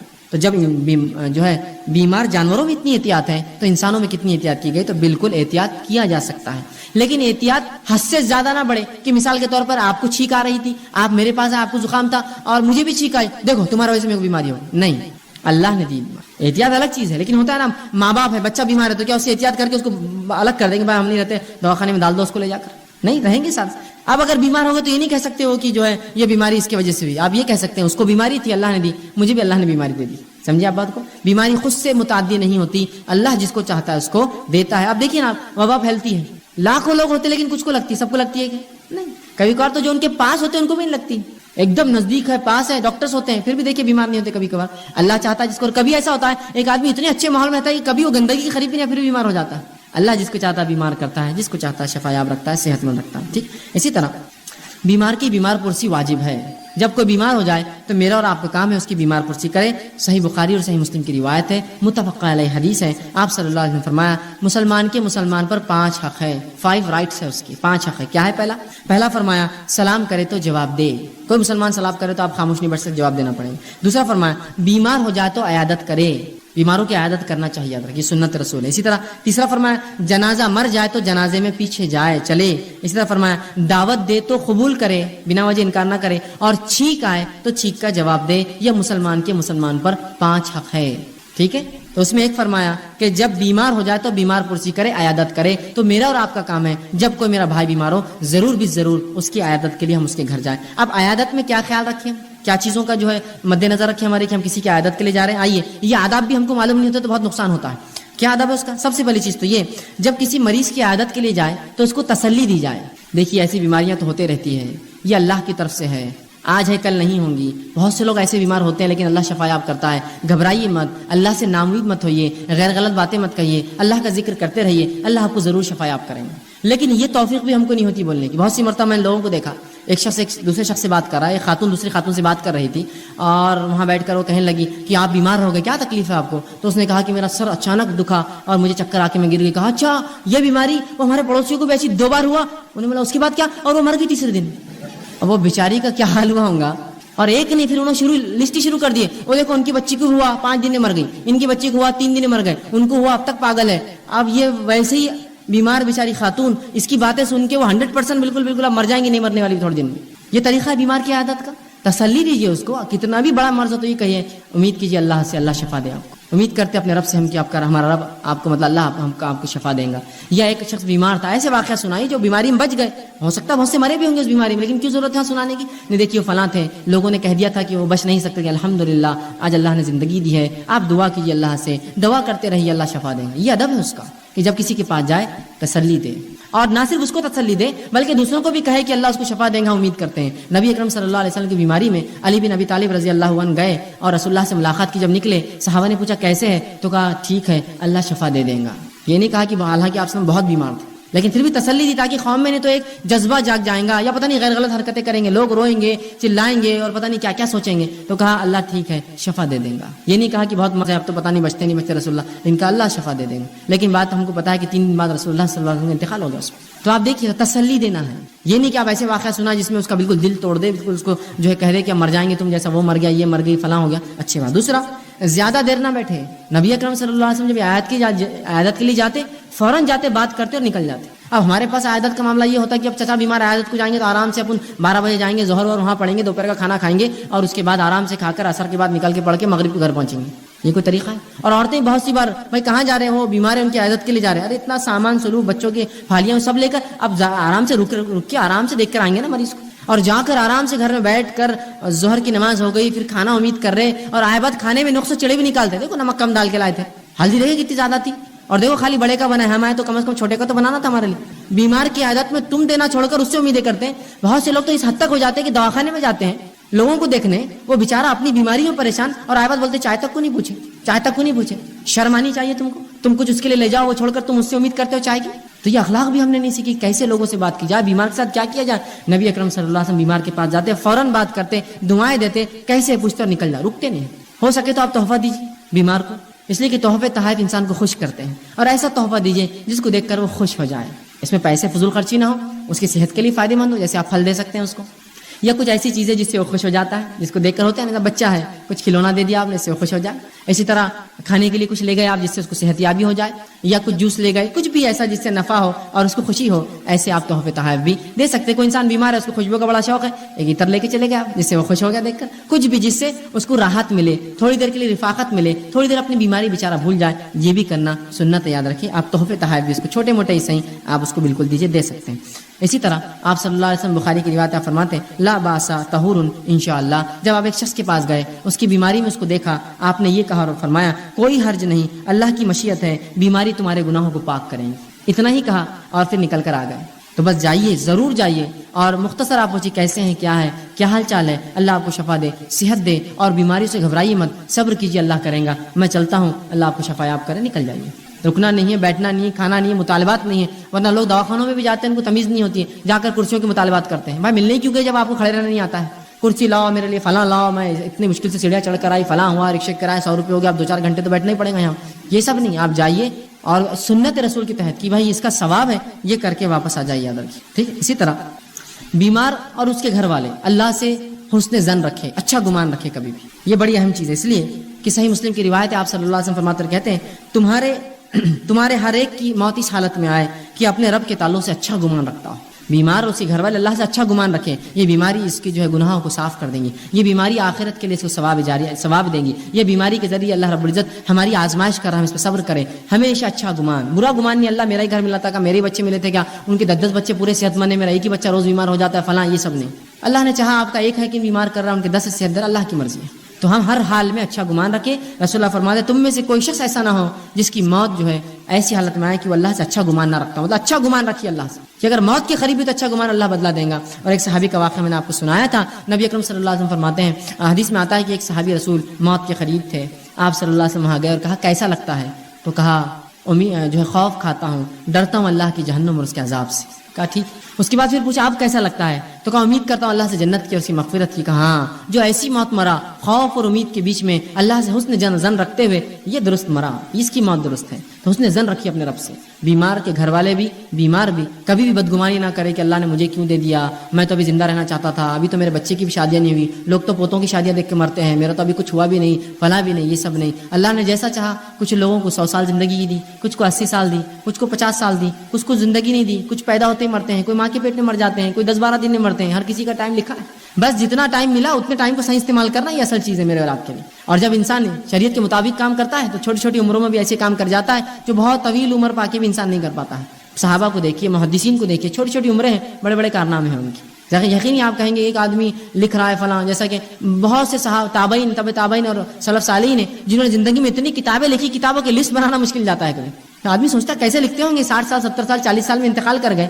یہ زندگیوں میں اللہ برکت دیتا ہے، کم عمروں میں زیادہ کام لے لیتا ہے. ٹھیک ہے. تو اللہ نے جو دیا اس میں شکر کرے اور ہمیشہ حسن ظن اچھا گمان رکھے. اسی طرح جو شخص موت کے قریب ہو جائے، اب علاج بھی کروا رہے ہیں، سب کچھ ہو رہا ہے، لیکن موت تو آنی ہے نا. آپ صلی اللہ علیہ وسلم فرماتے ہیں، صحیح مسلم کی روایت ہے، اگر انسان کے پاس 100 بیماریاں ہوں، 100 بیماریاں بھی ہو اور اس میں سے ایک بھی اس کو نہ لگے، تب بھی موت تو آنا، اس لیے کہ بڑھاپا اس کو چھوڑنے والا نہیں ہوتا ہے نا. سب ٹھیک تھا، دل اچھا چل رہا تھا، بلڈ پریشر اچھا تھا، سب اچھا تھا، پھر بھی مر گئے اس لیے کہ عمر. کہ اگر 100 بیماریاں بھی انسان کو لگ سکتی ہے اور ایک بھی نہ لگے، تب بھی موت تو آنا، اس لیے کہ بڑھاپا تو لگا ہوا ہے. سب سے بڑی بیماری ہو تو مرنا تو ہے ہی، سب کو تو مرنا تو ہے. تو اگر موت کے قریب کوئی شخص ہو جائے تو لا الہ الا اللہ کی اس کو تلقین کرے. تلقین مطلب اس سے کہے کہ لا الہ الا اللہ پڑھو، اور خود بھی وہاں لا الہ الا اللہ محمد رسول سے پڑھے، تاکہ اگر وہ ہوش میں نہ بھی ہو تو اپنے ہوش میں آنے سے پہلے، یا اسے کان سنتے رہتے ہیں، کبھی کبھار آدمی کی آنکھیں بند ہوتی ہے، وہ بھی کلمہ پڑھنا شروع کر دے لا الہ الا اللہ. تو تلقین کیا کیجیے، یہ ایک اچھا عمل ہے. اور آپ صلی اللہ علیہ وسلم نے اس کے تعلق سے فرمایا اور کہا، صحیح مسلم کی حدیث ہے، لقنوا امواتکم لا الہ الا اللہ، تلقین کرو اپنے موت کے قریب لوگوں کو لا الہ الا اللہ. اور آگے فرماتے ہیں، وہ سنن ابو داؤد کی روایت میں ہم نے فرمایا، من کان آخر کلامہ لا الہ الا اللہ دخل الجنہ، جس کا آخری کلمہ یہ رہا لا الہ الا اللہ، وہ جنت میں جانے والا ہے. اس لیے کہ میں نے جیسا اس سے پہلے بتایا تھا، جیسی موت ہوگی ویسا اٹھے گا. کلمہ پڑھتے ہوئے مرا، کلمہ پڑھتے اٹھے گا. طواف کے دوران مرا، طواف کی حالت میں اٹھے گا. جہاد کی حالت میں مرا، مجاہد اٹھے گا. ظاہر سی بات ہے. نماز کی حالت میں مرا، نمازی اٹھے گا. سجدے کی حالت میں مرا، سجدہ لا الہ پڑھتے لا الہ. گانا گاتے ہوئے مرا تو گانا گاتے ہوئے اٹھے گا. شراب کی حالت میں مرا، شرابی اٹھے گا. ضلع کی حالت میں مرا، زانی اٹھے گا. بدکاری میں اور گناہ میں مرا تو گناہ میں اٹھے گا. سیدھی سی بات. تو کہ من کان آخر کلمہ، جس کے آخری کلمات یہ لا الہ الا اللہ دخل الجنہ، اس کے لیے تو پھر جنت. ایک حدیث میں فرمایا، جس کا اول کلمہ لا الہ الا اللہ ہو اور آخر کلمہ لا الہ، وہ جنت میں. مطلب جب بات کرے بچہ تو لا الہ کہے، اور جب مرے تو یہ بھی جنتی ہے. ٹھیک. تو لا الہ الا اللہ کی تلقین ضرور کرے ایسے لوگوں کو جن کو لگتا ہے کہ موت کے قریب ہیں. ٹھیک ہے. اسی طرح ان لوگوں سے جو موت کے قریب ہو جائے، جن کی آپ تلقین کر رہے ہیں، ان کو کوئی چیز پلانے اور کھلانے کی کوشش اور خامخواہ چیزیں باتیں نہ کریں. بہت سے لوگ ہوتے ہیں، مثال کے طور پر ایک عورت ہے جس کا انتقال ہو رہا ہے، گھر کی پوری عورتیں جمع ہو جاتی ہے، ارے پانی پلاؤ، ارے دودھ پلاؤ. دودھ پانی سے کیا ہونے والا ہے؟ مرنے والا انسان. وہ امی وہ زیور کا کیا کروں، وہ مالا کس کو دینے کا ہے، یہ گھر میں ہی رکھ لوں کیا، یہ بچی کا کیا کرنے کا ہے، یہ فلاں کا یہ کر دوں کیا، اس کے لیے کچھ بول رہے نہیں آپ. یہ سب مت کیجیے، وہ جا رہا ہے، ختم ہو رہا ہے دنیا سے. چھوڑ دیجیے مسئلے مسائل، آخرت میں ہو جائیں گا، بعد میں طے کر سکتے. وراثت کے پورے مسائل قرآن نے بیان کر دی. ایسا کوئی مسئلہ انسانی شعبے زندگی کا نہیں چھوڑا جس کا حل نہیں دیا. یہ سب پوچھنے کا تھوڑی، وراثت کی تقسیم بتا دی. لیکن ایسے سوالات کرتے اور خامخواہ پلانے اور کھلانے کی کوشش کرتے ہیں. اس کی جانکنی میں جان ہے اور اس کو دودھ پلاتے ہیں، پیو، انگلیاں ڈال ڈال کے پلاتے ہیں. سبحان اللہ. وہ مر رہا ہے، چھوڑ دیجیے اس کو. آپ یہ دودھ پلانے سے، پانی سے کچھ فائدہ نہیں ہونے والا ہے. علم نہیں ہے، جہالت ہوتی ہے. وہ کلمہ پڑھنا چاہتے ہیں، پڑھنے دے کے اس کو پانیاں پلاتے ہیں، اس کو دودھ پلاتے ہیں، اس کو دوا کھلانے کی کوشش کرتے ہیں. چھوڑ دیجیے اس کو تلقین کیجیے کلمات کی. ٹھیک، تو کچھ پوچھنے کی، وراثت کے تعلق سے یہ سب پوچھنے کی ضرورت نہیں ہے، پانی پلانے کی اور دودھ پلانے کی، بلکہ آپ اس کو تلقین کیجیے اور جو ہے اس کو اور بڑھاوا دیجیے کہ فلاں چیز پڑھو، فلاں چیز پڑھو. اسی طرح موت کی علامتیں اگر ظاہر ہو جائے تو، ابھی تو یہ موت سے پہلے کچھ ایسا لگ رہا ہے کہ مر جائیں گے، موت کی علامتیں ظاہر ہونا شروع ہو گئی کسی انسان پر، تب ہم کیا کریں گے؟ تو جب کسی انسان پر موت کی علامتیں ظاہر ہو جائے، اس لیے کہ بیماری کا خاتمہ موت ہی ہے، زندگی کا خاتمہ ہی موت ہے. بیماری یا تو شفا یاب ہوں گی یا تو پھر انسان مر جائیں گا، دو ہی چیزیں ہو سکتی ہیں. تب کیا کریں؟ تو سب سے پہلا کام یہ کریں گے، جب موت کے علامتیں ظاہر ہونا شروع ہو تو اس کو دائیں پہلو پر لٹانے کی کوشش کریں، اگر آسانی سے ہو تو سیدھے ہاتھ کی طرف کروٹ، سیدھی کروٹ جو بولتے ہیں، اور اس کا چہرہ ایسی کروٹ کرے سیدھی ہاتھ کر کے کہ قبلے رخ ہو جائے. پاسبل ہو تو، ضروری نہیں، ممکن ہو تو. مثال کے طور پہ پیشنٹ ایسا لیٹا ہوا ہے، قبلہ یہ طرف ہے، سیدھے ہاتھ پہ کر دیجیے تو اس کا منہ قبلے کی طرف ہو جائے، تاکہ قبلے کی طرف اس کا منہ ہو جب اس کا انتقال ہو. اس لیے کہ رسول اللہ صلی اللہ علیہ وسلم نے فرمایا کہ قبلہ کعبہ ہمارے مردوں اور زندوں دونوں کا قبلہ ہے، اور ہر عمل کوشش کرنا چاہیے کہ قبلے کی طرف دیکھ کر انسان کرے. یہ افضل ہے، ضروری نہیں، نماز تو فرض ہے قبلے کی طرف دیکھ کر پڑھنا، لیکن باقی اعمال میں بھی کوشش کر سکتے ہیں. جیسے قرآن پڑھنا تو قبلے کی طرف، دعا کرنا ہے تب بھی کر سکتے ہیں، اس لیے کہ کعبہ ہمارا قبلہ ہے اور کوشش کرنا چاہیے ہر عبادت میں اس کی طرف منہ ہو ہمارا. لیکن کوئی ضروری نہیں، نماز چھوڑ کر باقی چیزوں میں سنت ہے، کوشش کریں.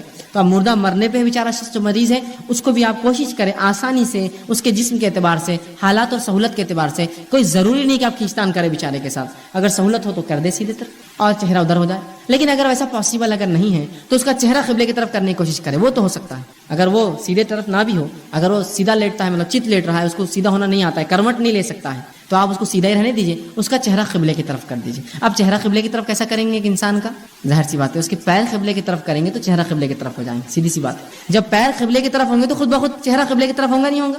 تو یہی ہے، یاد رکھیے. بہت سے لوگ بولتے ہیں مرنے کے بعد پیر قبلے کی طرف کرنا، پیر قبلے کی طرف نہیں میرے بھائی، اس کا چہرہ کر رہے ہیں ہم. رسول اللہ نے فرمایا قبلہ ہمارے مردوں اور زندہ دونوں کا قبلہ ہے، لہٰذا جب بھی مردے کو اٹھایا جائے گا تو اس کا چہرہ قبلے کی طرف ہو بول کر اس کے پیر ادھر کیے جاتے ہیں. تو اصل چہرہ ادھر کیا جاتا ہے، نہ کہ پیر. لیکن چہرہ ادھر کرنے میں چونکہ وہ لیٹا ہوا ہے، پیر ادھر کیے جائیں گے، تو کوشش کرے اس کے پیر قبلے جانب کر دے، تاکہ جب بھی آپ وہ اٹھے کچھ دعا کرے یا آپ مرنے کے بعد اٹھائے تو اس کا ہر بار چہرہ قبلے کی طرف ہو. ٹھیک ہے، تو اس کو لٹانے کی کوشش کیجیے، یا پھر اس کا چہرہ قبلے کی طرف کی جس کے لیے پیر اس کے قبلے جانب آپ کو کر دینے ہوں گے. اسی طرح مرنے والے کے قریب سورہ یاسین آپ پڑھ سکتے ہیں. سنن ابو داؤد کی روایت ہے، حسن درجے کی حدیث ہے. آپ صلی اللہ علیہ وسلم فرما رکھا ہے اقرأوا یاسین علی امواتکم، اپنے مرنے والے پر یاسین پڑھو. اپنے، اس کا عام ترجمہ ہوگا اپنے مردوں پر یاسین پڑھو، لیکن مردوں سے مراد یہاں مرنے والا ہے، نہ کہ مرنے کے بعد. یہاں مرنے کے بعد خبر ہو جا کے لوگ پورا یاسین پڑھتے کھڑے رہتے ہیں، جب نہیں ہو مرنے والے پر جو مر رہا ہے. اس لیے کہ جب کسی کی جان جو ہے جانے والی یقین ہے، اس کو بھی عربی میں موتا ہی کہا جائے گا، وہ بھی میت کہا جاتا ہے، اس لیے کہ اب بچ نہیں سکتا ہے وہ. تو کہا اپنے اموات مرنے والے پر یاسین پڑھا کرو، مردوں پر نہیں، مرنے کے بعد نہیں، مرنے والے پر. جب زندہ ہے ابھی سن سکتا ہے، تلقین حاصل ہو سکتی ہے، تو سورہ یاسین پڑھنا چاہیے. اور سورہ یاسین کی بس اتنی ہی فضیلت آتی ہے، اس کے علاوہ قرآن کا دل ہے، فلاں ہے، یہ سب حدیث موضوع ہے، یاد رکھیے. پڑھنا چاہیے، کوشش کرے کہ مرنے کے قریب ہو تو اس کو پڑھے، یہ حسن درجے کی حدیث. اسی طرح سورہ یاسین کے علاوہ مرنے والے کے پاس یاسین مرنے کے بعد خبر پہ نہیں، اسی وقت پڑھنا. اسی کے بعد اگر مرنے کے بعد اس کی آنکھیں اگر انتقال کر جائے، اب ہو سکتا ہے اللہ شفا دے، کچھ کو شفا نہ بھی دے، اللہ سے امید رکھیں، بدگمانی نہ کرے، اس کا بدلہ اللہ آخرت بیماری دے گا. اور اگر انسان اگر بیماری بہت زیادہ بڑھ جائے، موت کے قریب ہو، آپ نے تمام چیزیں کری، اب وہ مر جائے، تو مرنے کے بعد صحیح مسلم کی روایت ہے اس کی آنکھوں کو بند کر دینا چاہیے. آپ صلی اللہ علیہ وسلم فرمایا، حدیث میں آتا ہے ابو سلمہ رضی اللہ عنہ کا انتقال ہوا، نبی اکرم صلی اللہ علیہ وسلم ان کے گھر گئے، گھر جانے سے پہلے ان کی روح قبض ہو چکی تھی لیکن ان کی آنکھیں کھلی تھی. آپ صلی اللہ علیہ وسلم نے فرمایا کہ جب کوئی انتقال کرے اس کی آنکھیں بند کر دیا کرو، اس لیے کہ جب اس کی روح نکلتی ہے اس کی آنکھیں اس کا پیچھا کرتی ہے، پیچھے پیچھے جاتی ہے، تو لہٰذا آنکھیں بند کر دے. سہولت سے بند ہو جا رہی ٹھیک، نہ بند ہو رہی تو آپ چھوڑ دیں، کوئی ضروری نہیں، فرض نہیں، لیکن کوشش کرنا چاہیے جو مر جائے اس کی آنکھوں کو آپ جو ہے بند کر دیں، اس کو جسم کو سیدھا کرے. ٹھیک، ہو سکے تو پیروں کو باندھ دیں انگوٹھے، تاکہ جسم ٹیڑھا نہ ہو جائے، یا موت کی تکلیف سے انسان جو ہے وہ ہوتا ہے. ہاتھوں کو سیدھا کر دے، سیدھا لٹا دے، اس کا پیر قبلے طرف ہو تاکہ اس کا چہرہ اس طرف ہو، اور بہرحال موت کے بعد اس کی آنکھیں بند کرنے کی کوشش کریں. تو یہ بہرحال تمام چیزیں تھیں جو انسان بیماری سے لے کر یا بیمار ہو جائے تو بیماری کی شفا کے لیے، علاج کے لیے، بیمار کی تلقین کے لیے ہمارے کو کیا ہے کام ہے، ان کو کیا ہے، کن چیزوں سے رسول اللہ نے شفا مانگی، بیمار اگر موت کے قریب ہے تو کیا کریں، اور اگر مر جائے تو اس معاملے میں کیا کریں، یہ کر سکتے ہیں. اسی طرح اگر وہ مر جائے کوئی شخص، تو صحیح مسلم کی حدیث آپ نے فرمایا جب تم میں سے تم بیمار کے پاس یا میت کے پاس جاؤ تو اچھی باتیں کرو، اس لیے کہ فرشتے اس بات پر آمین کہتے ہیں. جب بیمار کے پاس جاؤ اور میت کے پاس جاؤ تو اچھی باتیں کرو، اس لیے کہ فرشتے اس پر آمین کہتے. تو ہر بار میت اور بیمار کے تعلق سے اچھے الفاظ ادا کرنا چاہیے، یہ سنت ہے. تو یہ چند باتیں تھی جو میں نے مناسب سمجھی آپ کے سامنے بیماری اور اسلام اس عنوان کے تحت رکھوں، تاکہ بیماری ایک انسانی سماج کا حصہ ہے. جب بھی کوئی بیمار ہو ان باتوں کو، ان نکات کو اگر ذہن میں رکھیں تو انشاءاللہ عزیز اس بیماری پہ صبر کا ثواب گھر والوں کو، اس بیماری پر صبر کا ثواب میت کو، اگر مر جاتا ہے تو سب اس کو بھی ثواب اپنے صبر کا، اور اس کے ورثہ کو، اس کے بچے زندہ لوگوں کو بھی ثواب ملے گا. لہٰذا ہم کوشش کریں ان تمام شعبوں میں. زندگی کی بیماری تو خالی ایک مثال ہے، چاہے کوئی بھی مسئلہ ہو ہم شریعت کو مقدم رکھتے ہوئے سیکھنے کی کوشش کریں شریعت مجھ سے اور آپ سے کیا چاہتی ہے، اور اس کے مطابق اپنی زندگی کو ڈھالے. تو دیکھیے آپ بیماری بھی ثواب دیں گی، تنگ دستی بھی ثواب دیں گی، مشکل بھی ثواب دیں گا، تکلیفیں بھی ثواب دیں گی. ہر کٹھنائی انسان کے لیے، مومن کے لیے مفید ثابت ہوتی ہے. اسی پر اپنی بات ختم کروں گا. اللہ رب العزت سے دعا ہے کہ اللہ سبحانہ تعالیٰ کہنے سننے زیادہ ہمیں عمل کی توفیق عطا فرمائے، اپنے دین کا سمجھنا اور عمل کرنا ہمارے لیے آسان کرے، جب تک زندہ رکھے اسلام اور ایمان پر زندہ رکھے. خاتمہ ایمان پر. وآخر دعوانا الحمدللہ رب العالمین. سبحان ربک رب العزت عما یصفون وسلام علی المرسلین والحمدللہ. الحمدللہ والصلاۃ والسلام علی خاتم النبیین والمرسلین وبعد.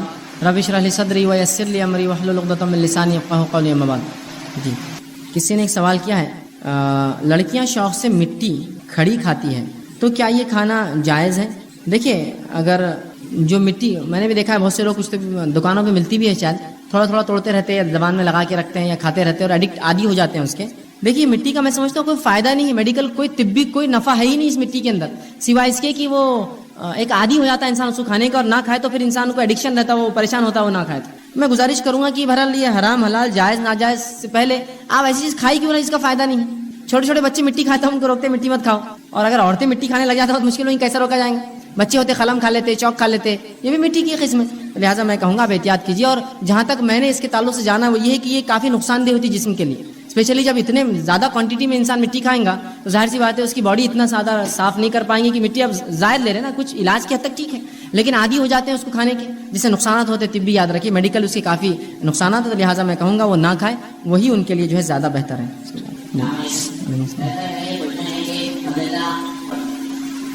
میں نے ایک سوال کیا کہ بہت ساری چیزیں ہوتی ہیں جو انسان دوا کے طور پر لیتا ہے لیکن اس میں الکوہل ہوتا ہے، اس معاملے میں کیا کریں؟ تو دیکھیے ایسی دوا جس میں ایز اے میڈیسن الکوہل دیا جائے کہ اس سے شفا ہوں گی الکوہل سے، تو اس کا تو کوئی فائدہ نہیں ہے. اس لیے کہ نبی اکرم صلی اللہ علیہ وسلم وضاحت کر دی کہ اللہ رب العزت نے نشے میں علاج نہیں رکھا، نشے میں علاج نہیں یاد رکھی، یا ایسی چیزوں میں جس کو حرام قرار دیا اس حرام میں انسانیت کے لیے کوئی جو فائدہ مند چیز یا نفع والی چیز نہیں یاد رکھی. تو یہ تو حدیث میں واضح ہو گیا. تو اگر کوئی دوا کے اندر ایز اے میڈیسن اگر الکوہل ہے تو وہ دوا کا تو کوئی بینیفٹ ہے نہیں، اس لیے کہ اس میں شفا ہے ہی نہیں، سیدھی سی بات. لیکن کسی دوا میں ایز اے میڈیسن نہیں، ایز اے پریزرویٹو وہ ڈالا جاتا ہے کہ اس کی تحفظ ہو، اس کا حفاظت ہو، وہ دوا کافی دنوں تک اچھی رہے، ٹھیک، اور اس کا الٹرنیٹ کوئی سولوشن مارکیٹ میں موجود نہیں ہے. فار ایگزامپل آج کل الٹرنیٹ بہرحال بہت سی چیزیں آ چکی ہے جس میں الکوہل کے علاوہ بھی چیزیں ڈالی جاتی دوا کی حفاظت کے لیے، لیکن اگر الٹرنیٹ موجود نہ ہو یا موجود ہو تو اس قیمت اور اس مقدار میں ہو کہ جو میں خرید نہیں سکتا ہوں، تب بہرحال اگر آپ ایسی دوا لے لیں جس میں اصل دوا الکوہل نہ ہو بلکہ ایز اے پریزرویٹو یا کوئی سائڈ کنٹینٹ ہو، تو بہرحال میں نے کہا کہ اس کا جواز دیا جا سکتا ہے اس شخص کو کہ جب الٹرنیٹ میڈیسن موجود نہ ہو اور ساتھ میں میڈیسن ہو تو اتنی کاسٹلی ہو کہ میں افورڈ نہیں کر سکتا ہوں، اور رہا معاملہ الکوہل ایز اے میڈیسن لینا تو اس میں تو کوئی شفا ہے ہی نہیں، اس میں تو کوئی فائدہ ہے ہی نہیں، تو بہرحال لے کر اس میں کوئی فائدہ نہیں، صرف سوائے اس کے کہ وہ ایز اے کنٹینٹ. لیکن بہت سی مرتبہ ہوتا ہے، کسی نے ایک سوال بھی کیا تھا پہلے دن کہ کچھ لوگ کھانسی کی دوائیں یا مختلف دوائیں جن کے اندر الکوہل کا کنٹینٹ کافی زیادہ ہوتا ہے ان کو دوا کے طور پر نہیں شوقیہ طور پر پیتے ہیں.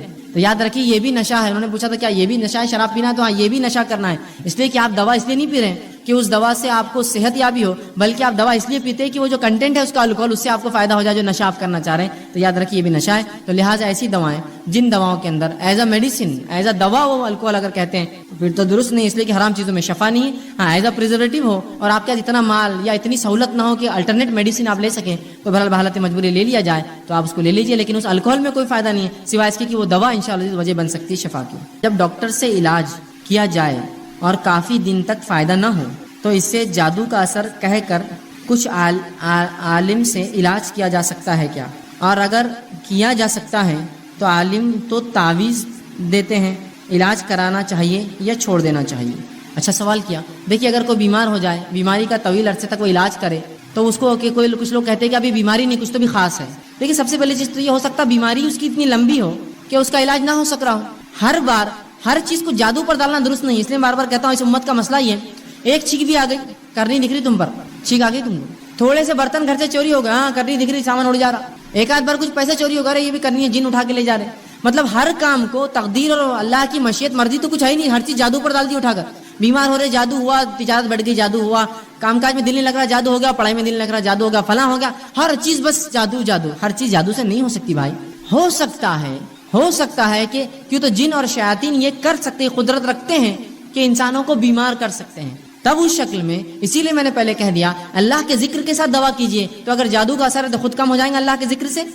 جسمانی بیماری ہے تو بھی اللہ کے ذکر سے کم ہو جائیں گی، اور پھر میڈیسن اس کو ڈبل ایڈ کر دیں گی، زیادہ فائدے مند کر دیں گے. ٹھیک ہے، لیکن ہر بیماری کا معاملہ علاج جادو سے نہیں ہوتا. اور اگر جادو ہے بھی تو علاج کتاب و سنت سے ہوگا، نہ کہ تعویذات کے ذریعے. نبی اکرم صلی اللہ علیہ وسلم نے وضاحت کر دی من علق تمیمۃ فقد اشرک، جس نے تعویذ لڑکا اس نے شرک کیا. آئیے قرآنی علاج کے لیے ایک بہت بہترین کتاب ہے علامہ عبدالوحید عبدالسلام بالی صاحب کی، جادو کا علاج. آپ وہ لے لیں، ہر زبان میں ماشاءاللہ ہندی انگلش اردو میں آ چکی ہے، آپ لے لیں، اس میں خود آپ علاج کر سکتے ہیں. رہا معاملہ مرض بڑھ جائے تو پھر کسی مالج کے پاس جائے، لیکن پہلے یقین کر لے کہ وہ جادو ہے یا نہ ہے. بس ہر کوئی چیز دھکے پہ آپ کہتے ہیں جادو ہے، فلاں ہو گیا جادو، چھینک آ گئی جادو ہے فلاں. ہر چیز جادو نہیں ہوتی، اللہ کی مرضی بھی ہوتی ہے، مشیت ہوتی ہے. اس کے بعد اگر بیماری رہتی ہے تو آپ یہ علاج امکان ہو سکتا ہے جادو کا آپ کر سکتے ہیں، اس میں بہرحال کوئی حرج نہیں ہوگا انشاءاللہ. جی بھائی نے ایک سوال کیا کہ اگر کسی کو آرتھرائٹس ہے، ہڈیوں کا جو مسئلہ ہوتا ہے، پیر میں تکلیف، جوڑوں میں تکلیف، تو اس کو کھیکڑے کھانے کا بولتے ہیں، تو وہ کہاں تک درست ہے؟ دیکھیے میں یہ تو نہیں جانتا ہوں کہ اس میں شفا ہے یا نہیں ہے، مطلب وہ کھانے سے فائدہ ہوتا ہے یا نہیں ہوتا میں نہیں جانتا ہوں، لیکن یہ بات تو درست ہے کہ وہ کھایا جا سکتا ہے جو آپ نے سوال کیا. بہت سے لوگ جو ہے یہ جانتے نہیں اس مسئلے کو. دیکھیے سمندری جو جانور ہیں، جس بھی جانور کی نسبت سمندر اور پانی سے ہو، جس کے بغیر اس کا تصور محال ہو، وہ تمام جانور ہمارے لیے حلال ہے کھانا. ہاں جو ریگستانی کھیکڑے ہوتے ہیں، جو سمندر پانی میں رہتے ہی نہیں، وہ ریگستان میں بل بناتے ہیں اور مٹی میں رہتے ہیں، وہ تو آپ نہیں کھا سکتے. لیکن یہ کھیکڑا جو ہوتا ہے اس کی نسبت بغیر پانی کی نہیں ہوتی ہے. ہاں یہ زمین پر رہ سکتا ہے لیکن اس کی اصل نسبت پانی ہے، پانی نہ ہو تو زمین پہ مر جائیں گے تھوڑے دن میں. سمجھ رہے آپ بات کو؟ تو یہ آپ کھا سکتے ہیں. سمندر کے تمام جانور ہمارے لیے حلال ہے جن کی نسبت سمندر سے ہو، سوائے ایک کے جس کے تعلق سے حدیث میں وضاحت ہے، کہا مینڈک حلال نہیں ہے. نبی اکرم صلی اللہ علیہ وسلم کسی نے پوچھا اللہ کے رسول مینڈک سے کیا علاج کروں، تو کہا مینڈک سے علاج مت کر، یہ حلال نہیں ہے. تو مینڈک چھوڑ کر باقی تمام جانور جن کی نسبت پانی ہے، پانی سے تعلق ہے، آپ ان کا استعمال کر سکتے ہیں، چاہے دواؤں کی شکل میں چاہے کھانے کی شکل میں. لیکن لوگ بڑے عجیب عجیب باتیں کرتے ہیں، کھیکڑے کو بولے وہ کاٹنے کے لیے وہ ہوتے ہیں تو لہٰذا اس کا کھانا درست نہیں ہے فلاں. یاد رکھیں ایسا کچھ نہیں، جو بھی جانور کی نسبت پانی سے بالکل آپ کھا سکتے ہیں. چونکہ بغیر ہاں جو ریگستانی کھیکڑے ہیں وہ نہیں کھا سکتے اس لیے کہ اس کی نسبت پانی سے نہیں ہے، لیکن وہ کھیکڑے جن کی نسبت پانی سے، پانی میں رہتے ہیں، پھر چاہے عام کھانے میں کھائیں یا جو ہے دوا کے طور پہ کھائیں، اگر فائدہ ہے تو بالکل آپ کھا سکتے ہیں انشاءاللہ عزیز، اس میں کوئی حرج نہیں ہوگا. میری ایک بہن ہے جس کی شادی کو کئی سال ہو گئے پر اولاد نہیں ہوئی. اس کے سسرال والے اس کو مولانا بابا کے پاس لے جاتے، ہم بولے ان سے مت مانگو تو بولتے ہیں کہ اللہ تو نہیں دے رہا. وہ بولتے تم کوئی سلوشن لاؤ، اللہ تعالیٰ نے دے رہا، اب تم کوئی سلوشن لاؤ. ہم کیا بولیں؟ کسی نے اچھا ایک سوال کیا. دیکھیے اللہ رب العزت نے قرآن میں اس چیز کی وضاحت کر دی. اللہ جس کو چاہتا ہے لڑکے دیتا ہے، جس کو چاہتا ہے لڑکیاں دیتا ہے، جس کو چاہتا ہے دونوں دیتا ہے، جس کو چاہتا ہے کچھ بھی نہیں دیتا ہے. یہ اس کی مرضی. مال نعمت ہے، جس کو چاہتا ہے دیتا ہے نہیں دیتا ہے. صحت نعمت ہے، جس کو چاہتا ہے دیتا نہیں دیتا. اولاد نعمت ہے، جس کو چاہتا ہے دیتا نہیں دیتا. بینائی نعمت ہے، جس کو چاہتا ہے دیتا نہیں دیتا ہے. ہاتھ پر نعمت ہے، جس کو چاہتا نہیں دیتا ہے، جس کو نہیں دیتا ہے. اس کی مرضی. تو اولاد جس کو چاہیں گا دیں گا، جس کو نہیں. لیکن اس کے لیے دیکھیں طبی طور سے، میڈیسن کے طور پر جو جو علاجات ہو سکتے ہیں، جو جائز ہے شریعت میں، آپ کروا سکتے ہیں. وہ تمام چیزیں جو جو شریعت میں جائز ہے وہ آپ بالکل کروا سکتے ہیں. کہ اگر ماں کے پیٹ میں اولاد وجود میں نہیں آ رہی ہے تو آپ ٹیسٹ ٹیوب کے ذریعے اس کو وجود میں لا کر پھر ماں کے رحم میں ڈال سکتے ہیں، جس کے اندر نطفہ باپ کا اور ماں کا ہی ہو. یاد رکھیے کسی اور کا نہ لیا جائیں گے، سپرم بینک سے ادھار نہیں لیں گے، اسی کا ہو. اس باپ کا جو ہے منی ہو اور اس کا انڈا ہو، ان دونوں کو اگر ٹیسٹ ٹیوب میں ملا کر ماں کے رحم میں ڈالا جاتا ہے، کبھی ہوتا ہے انسان کے وجود میں نہیں، یہ کیا جا سکتا ہے. یا دیگر وہ تمام حلال ذرائع جن کے ذریعے یہ ہو سکتا ہے وہ کروا سکتے ہیں. لیکن لوگ کیا کرتے ہیں، جب یہ معاملہ ہوتا ہے یہ بھی کروا لیا نہیں ہوا تو بولتے ہیں اب اللہ تو نہیں دے رہا، کچھ سلوشن نکالنا پڑے گا. جب اللہ نہیں دے رہا تو کون دے گا آپ کو؟ پھر اب اللہ نے طے کر لیا نہیں دینا ہے. اللہ جس کو چاہتا ہے لڑکے دیتا ہے، جس کو چاہتا ہے لڑکے، جس کو چاہتا ہے دونوں دیتا ہے، جس کو چاہتا ہے کچھ بھی نہیں دیتا ہے. تو یہ سمجھ لیجیے آپ کو اللہ نے نہیں دینا چاہا. لیکن اس کے لیے آپ شرک کریں، بدعات کریں، خرافات کریں، غیر اللہ سے مانگے. محمد بن عبد الوہاب رحمۃ اللہ علیہ، ان کے زمانے میں یوں ہوا کہ مکہ میں ایک جھاڑ تھا. شرک اور بدعت بہرحال بہت عام ہو چکی تھی. ایک جھاڑ تھا جس پر آ کر عورتیں اپنا پیٹ ملتی تھی، جس سے یہ ان کو امید تھی کہ اس سے اولاد پیدا ہوں گی. جب انہوں نے اپنی تحریک چلائی، تحریک کے بعد جو آل سعود نے ان کی مدد کی اور بہرحال یہ تحریک ایک سیاسی تحریک بنی، مذہبی تحریک سے. پھر اس کے بعد انہوں نے ان تمام بدعت اور خرافات کو علاقے سے ختم کیا. لیکن لوگ تو بہرحال اسی عقیدے کے تھے، تو کوئی جا رہا نہیں تھا جھاڑ کے قریب. محمد بن عبد الوہاب رحمۃ اللہ جب پتہ چلا اس جھاڑ کے ساتھ لوگ شرک کرتے تھے، آپ نے کلہاڑی لی، آگے بڑھ کے پہلے اس جھاڑ کو توڑا, کہا یہ سب شرک ہے. تو ایسے بہت سے شرک ہوتے ہیں, جھاڑوں سے, پتھروں سے, جانوروں سے اور پتہ نہیں کیا کیا جس سے اولاد دیتے ہیں نا. بہرحال اگر وہ کہتے ہیں اس کا کیا حل ہے, تو حل یہ ہے کہ آپ صبر کرے, بولنا اللہ سے دعا کرے, اللہ آج نہیں کل. اور ایسا بہت سی مرتبہ ہوتا ہے 2 3 4 سال اولاد نہیں ہوتی اور اس کے بعد اولاد ہوتی ہے, 10 سال بعد ہوئی, 15 سال بعد ہوئی. ایسے ہی واقعات دیکھے گئے کہ اولاد اس عمر میں ہوئی کہ ایک صاحب کو, میں خود جانتا تھا ان کو ذاتی طور سے, ان کو 80 ایئر میں 80 سال کی عمر میں اولاد ہوئی تھی. پوری زندگی میں جو اولاد ہونے کے 5 سال بعد ان کا انتقال ہو گیا. 80 سال تک اولاد نہیں ہوئی ان کو. اس کے بعد ان کو ماشاءاللہ دیکھیے, اللہ جس کو دینا ہے وراثت, اب بہرحال وارث چھوڑ کر گئے اپنا, ایک اولاد دی اللہ نے, ایک لڑکا دیا. تو ایسا ہوتا ہے. ابراہیم علیہ السلام کا واقعہ اللہ نے بیان کیا, ابراہیم علیہ السلام کو اولاد نہیں تھی. زکریا علیہ السلام کا واقعہ بیان کیا, زکریا علیہ السلام کو اولاد نہیں تھی. یہ اللہ کے نبی اپنے لیے اولاد نہ پیدا کر سکے تو ان کی امتی کہاں سے اولاد دیں گے کسی کو؟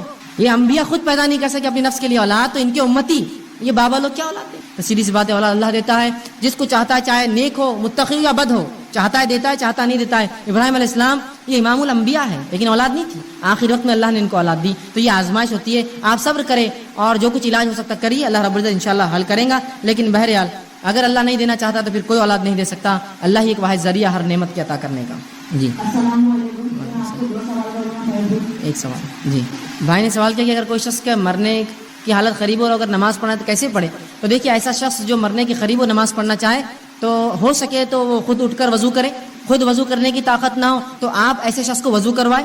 وضو کرنے کی حالت نہ ہو تو تیمم کروایا جائے اس کو. تیمم تو بہرحال کسی بھی حالت میں کرا سکتے ہیں, مٹی کے ذریعے تیمم کروایا جائے اور اس کے بعد وہ نماز پڑھے. کھڑے ہو کر پڑھ سکتا ہے تو پڑھے, کھڑے رہ کے طاقت نہیں تو لیٹ کر پڑھے, لیٹ کر بھی بیٹھ کر پڑھے, بیٹھ کر طاقت نہیں تو لیٹ کر پڑھے, اور لیٹ کر بھی اعضا ہلانے کی طاقت نہیں ہے کہ اس کا صرف ذہن کام کرتا ہے, ہاتھ پیر نہیں کام کرتے, تو اشاروں میں اپنے ذہن میں پڑھے. یہ بھی نماز اللہ انشاءاللہ عزیز قبول کرتا ہے. تو لہٰذا ایسا شخص جو بیمار ہو نماز پڑھنا چاہتا ہے تو آپ وضو کروائے.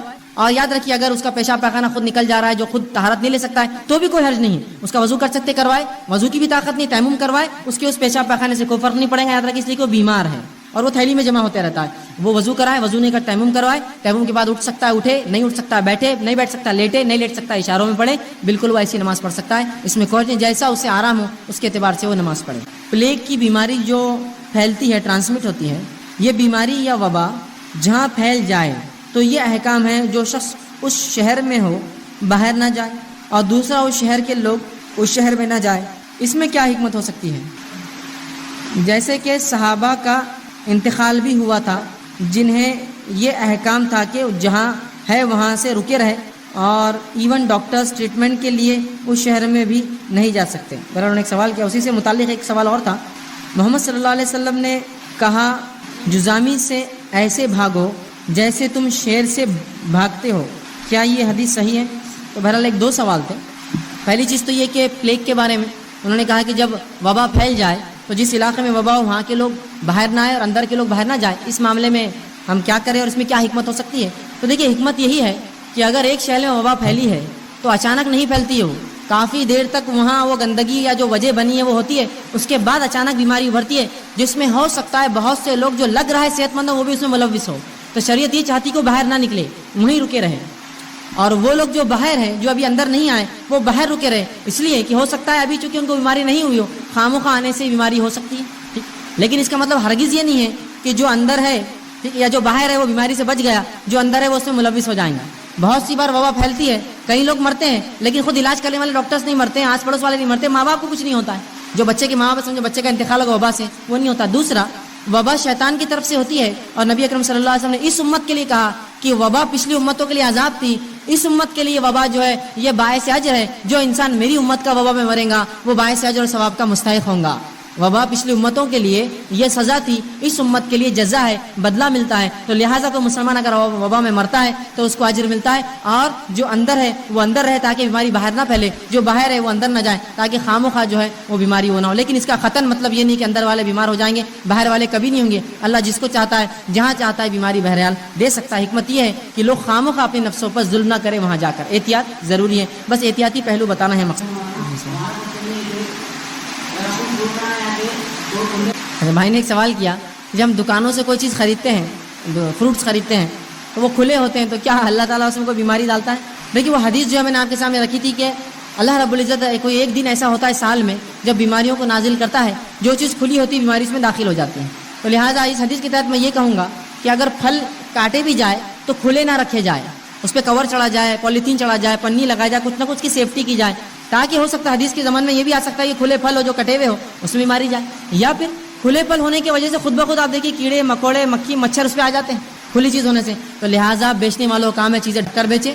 یہ طہارت کے لحاظ سے بھی اچھا ہے, پاکی کے لحاظ سے اچھا ہے, صحت کے لحاظ سے اچھا ہے, تقوی کے لحاظ سے بھی اچھا ہے, گندگی نہیں لگیں گی, یہ زیادہ بہتر ہوں گے. اور اگر کھلے پھل ہوں گے اور اگر اس رات وہ بیماری نازل ہو اور پھل واقعے میں کٹے کھلے ہوں گے تو ظاہر سی بات ہے بیماری ہم کو لگ سکتی ہے. لہٰذا احتیاط کریں. جو لوگ بتانے کے لیے کام کرتے ہیں پھل بتانے کے لیے اچھا ہے برا ہے, وہ کاٹے لیکن اس کو کور کر کے رکھے تاکہ اندر سے پھل بھی دکھے اور اس کی جو حفاظت بھی ہوتی رہے.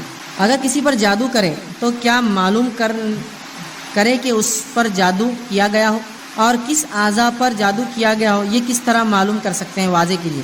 دیکھیے کسی پر جادو ہوا ہے اس کی کچھ علامتیں تو ہو سکتی ہیں. جو علامتیں میں نے کتاب کا نام لیا جادو کا علاج, عبدالوحید عبدالسلام بالی, بڑی بہترین کتاب ہے, آپ اس میں دیکھ لیجیے. اس میں کافی علامتیں انہوں نے دی, اس علامت کے مطابق آپ اپنے آپ کو جانچ سکتے ہیں. ٹھیک ہے, تو وہ علامتیں ہیں, لیکن یہ معلوم نہیں کیا جا سکتا یہ کس اعضاء پہ جادو ہوا ہے, کیسے جادو کیا ہے, کس نے جادو کیا ہے. ہمارے پاس بہت سے لوگ ہوتے ہیں جو بتا بھی دیتے ہیں اس نے جادو کیا, یہ عورت نے کیا, خالہ نے کیا, چچی نے کیا, پھپھو نے کیا, فلاں نے کیا.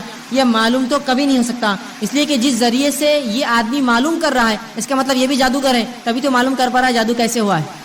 نبی اکرم صلی اللہ علیہ وسلم پر اس کا اثر ہوا تھا جادو کا, لیکن جبرائیل علیہ السلام نے آپ کو آ کر بتایا تھا. ان کو کون بتاتا ہے آ کر شیطان کے سوا, ان کو ان کے شیاطین جس کو موکل بولتے ہیں وہ بتاتے. تو لہٰذا یہ معلوم نہیں ہو سکتا, ویریفائی نہیں ہو سکتا, لیکن علامت سے آپ علاج ضرور بہرحال اپنا کروا سکتے ہیں.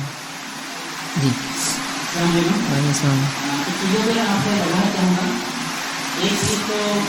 بھائی نے جو ہے ایک سوال کیا, بھائی نے سوال کیا کہ جب ڈاکٹرز یہ بتاتے ہیں کہ علاج مہنگا ہے تو بہت سے مسلمان یہ سوچ لیتے ہیں کہ اب تو مشکل ہے علاج ہونا, اور وہ علاج نہیں کرتے. تو میں ایسے لوگوں سے کہوں گا دیکھیے موت تو طے ہے, یہ بات بالکل درست ہے, کوئی اس میں شک نہیں ہے, لیکن علاج کرانا بھی سنت ہے. آپ کوشش کرتے رہیں, اللہ نے جتنی استطاعت دیا جتنی طاقت دیا آپ علاج کروائیں. اور ماشاءاللہ آج کل اتنے ادارے ہو چکے ہیں, اتنے ٹرسٹ ہو چکے ہیں, ایسی چیریٹیبل تنظیمیں ہیں جو مفت علاج بڑے بڑے آپریشنز کروا رہی ہے. گورنمنٹ کی اتنی اسکیمز ہے جس میں جو بلو پاورٹی لائن ہے, علاج نہیں کرا سکتے, مفت بڑے بڑے علاج ہے. یہ الگ بات ہے کہ یہ پالیسیز مسلمان جانتے نہیں ہیں, نہ ان کا علم ہوتا ہے, اور نہ ہی مسلمان دانشور یا وہ جو سیاسی رہنما کبھی بتاتے امت کو. تو لہٰذا علاج کتنا ہی جو ہے مہنگا ہو, کوشش آپ کریں. دیکھیے اللہ راستے نکالیں گا تو موت تو فکس ہے, لیکن اس کا معنی یہ نہیں کہ آپ مکمل طور سے علاج چھوڑ دیں کہ اب نہیں ہو سکتا. کوشش کریں, دیکھیے اللہ راستے دھیرے دھیرے ایک کے بعد نکالتا ہے. بھائی نے آخری سوال کا ایک حصہ کیا تھا کہ ڈاکٹرز جو بولتے جاتے ہیں لوگ بنا تحقیق اس پر عمل کرتے ہیں. یہ بات میں نے پہلے وضاحت کی تھی کہ بہت مرتبہ کہ اکثر یہ ہوتا ہے کہ ڈاکٹر جب کوئی چیز لکھ کر دیتا ہے تو لوگ وضاحت کرتے ہی نہیں, اس بس جو کہتا ہے اس پہ عمل کر لیتے. درست نہیں ہے, اس کی وضاحت کر سکتے ہیں آپ, اس کی تحقیق کر سکتے ہیں آپ, جاننے کی کوشش کر سکتے ہیں کہ اس نے کیا دیا. ورنہ بہت سی بار جو بھولے والے مسلمان ہوتے ہیں ڈاکٹرس ان کو گھما دیتے ہیں, نقصان کر دیتے ہیں, دھوکہ دیتے ہیں. بہرحال اکثر نہیں لیکن ہوتا ہے ایسا, کچھ لوگ ہوتے ہیں جو خراب ہوتے ہیں. تو بہرحال ہمارا کام ہے کہ جب کوئی کہے تحقیق آپ معمولی اعتبار سے سیکنڈ اوپینین یا لوگوں کی رائے لے کر اس کو کر سکتے ہیں, اور جانچنا چاہیے بھی, تحقیق کرنا بھی چاہیے. کسی نے سوال کیا اسلام میں اماوس کا کیا تصور ہے. دیکھیے اسلام میں اماوس کا کوئی تصور نہیں ہے. سوال اچھا اس لیے کہ لوگ یہ سمجھتے ہیں اماوس جب ہوتی ہے نا, اماوس کس کو کہتے ہیں جب چاند چھپ جاتا ہے اور کچھ دن نہیں نکلتا, ٹھیک ہے, پھر اس کے بعد پھر پہلی کا پھر چاند چھوٹے سے بھی بڑا ہونا شروع ہوتا ہے, تو کہتے ہیں اماوس جب چاند نہیں ہوتا. اور پورنیما کہتے ہیں جب چاند پورا ہوتا ہے. تو لوگ سمجھتے ہیں کہ اماوس پورنیما میں پتہ نہیں کیا کیا ہوتا ہے, بیماریاں نازل ہوتی ہوتے. مسلمانوں کا یہ عقیدہ نہیں ہے. بیماری سال میں رسول اللہ فرماتے ہیں کبھی بھی آتی, کس دن آتی ہے ہمیں نہیں پتا, لیکن بہت سے لوگ سمجھتے ہیں اماوس کے دن لوگ بیمار ہوتے ہیں, جن لپٹ سکتا ہے, شیاطین حاوی ہو سکتے ہیں, جادو ہوتا ہے.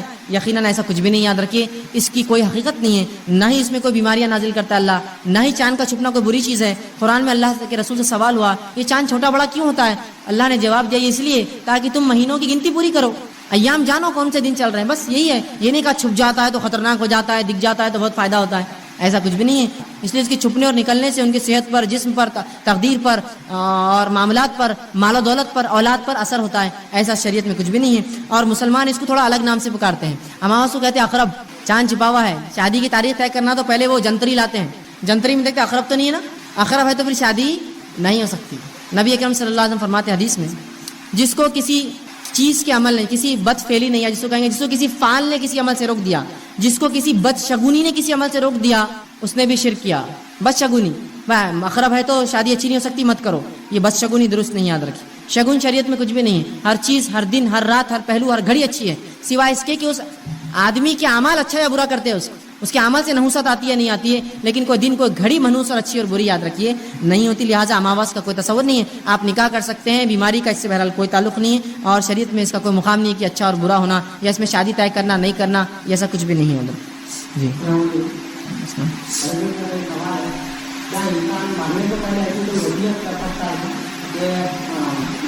بھائی نے ایک سوال کیا کہ جب آدمی مرتا ہے تو کیا وہ وصیت کر سکتا ہے کہ مرنے سے پہلے کہ کچھ میرے آرگن جسم کے حصے میرے مرنے کے بعد بیچ دو جس سے تم کو فائدہ ہو، یا کچھ چیز ڈونیٹ کر سکتا ہے، جیسے آنکھیں انہوں نے مثال کے طور پہ کہا.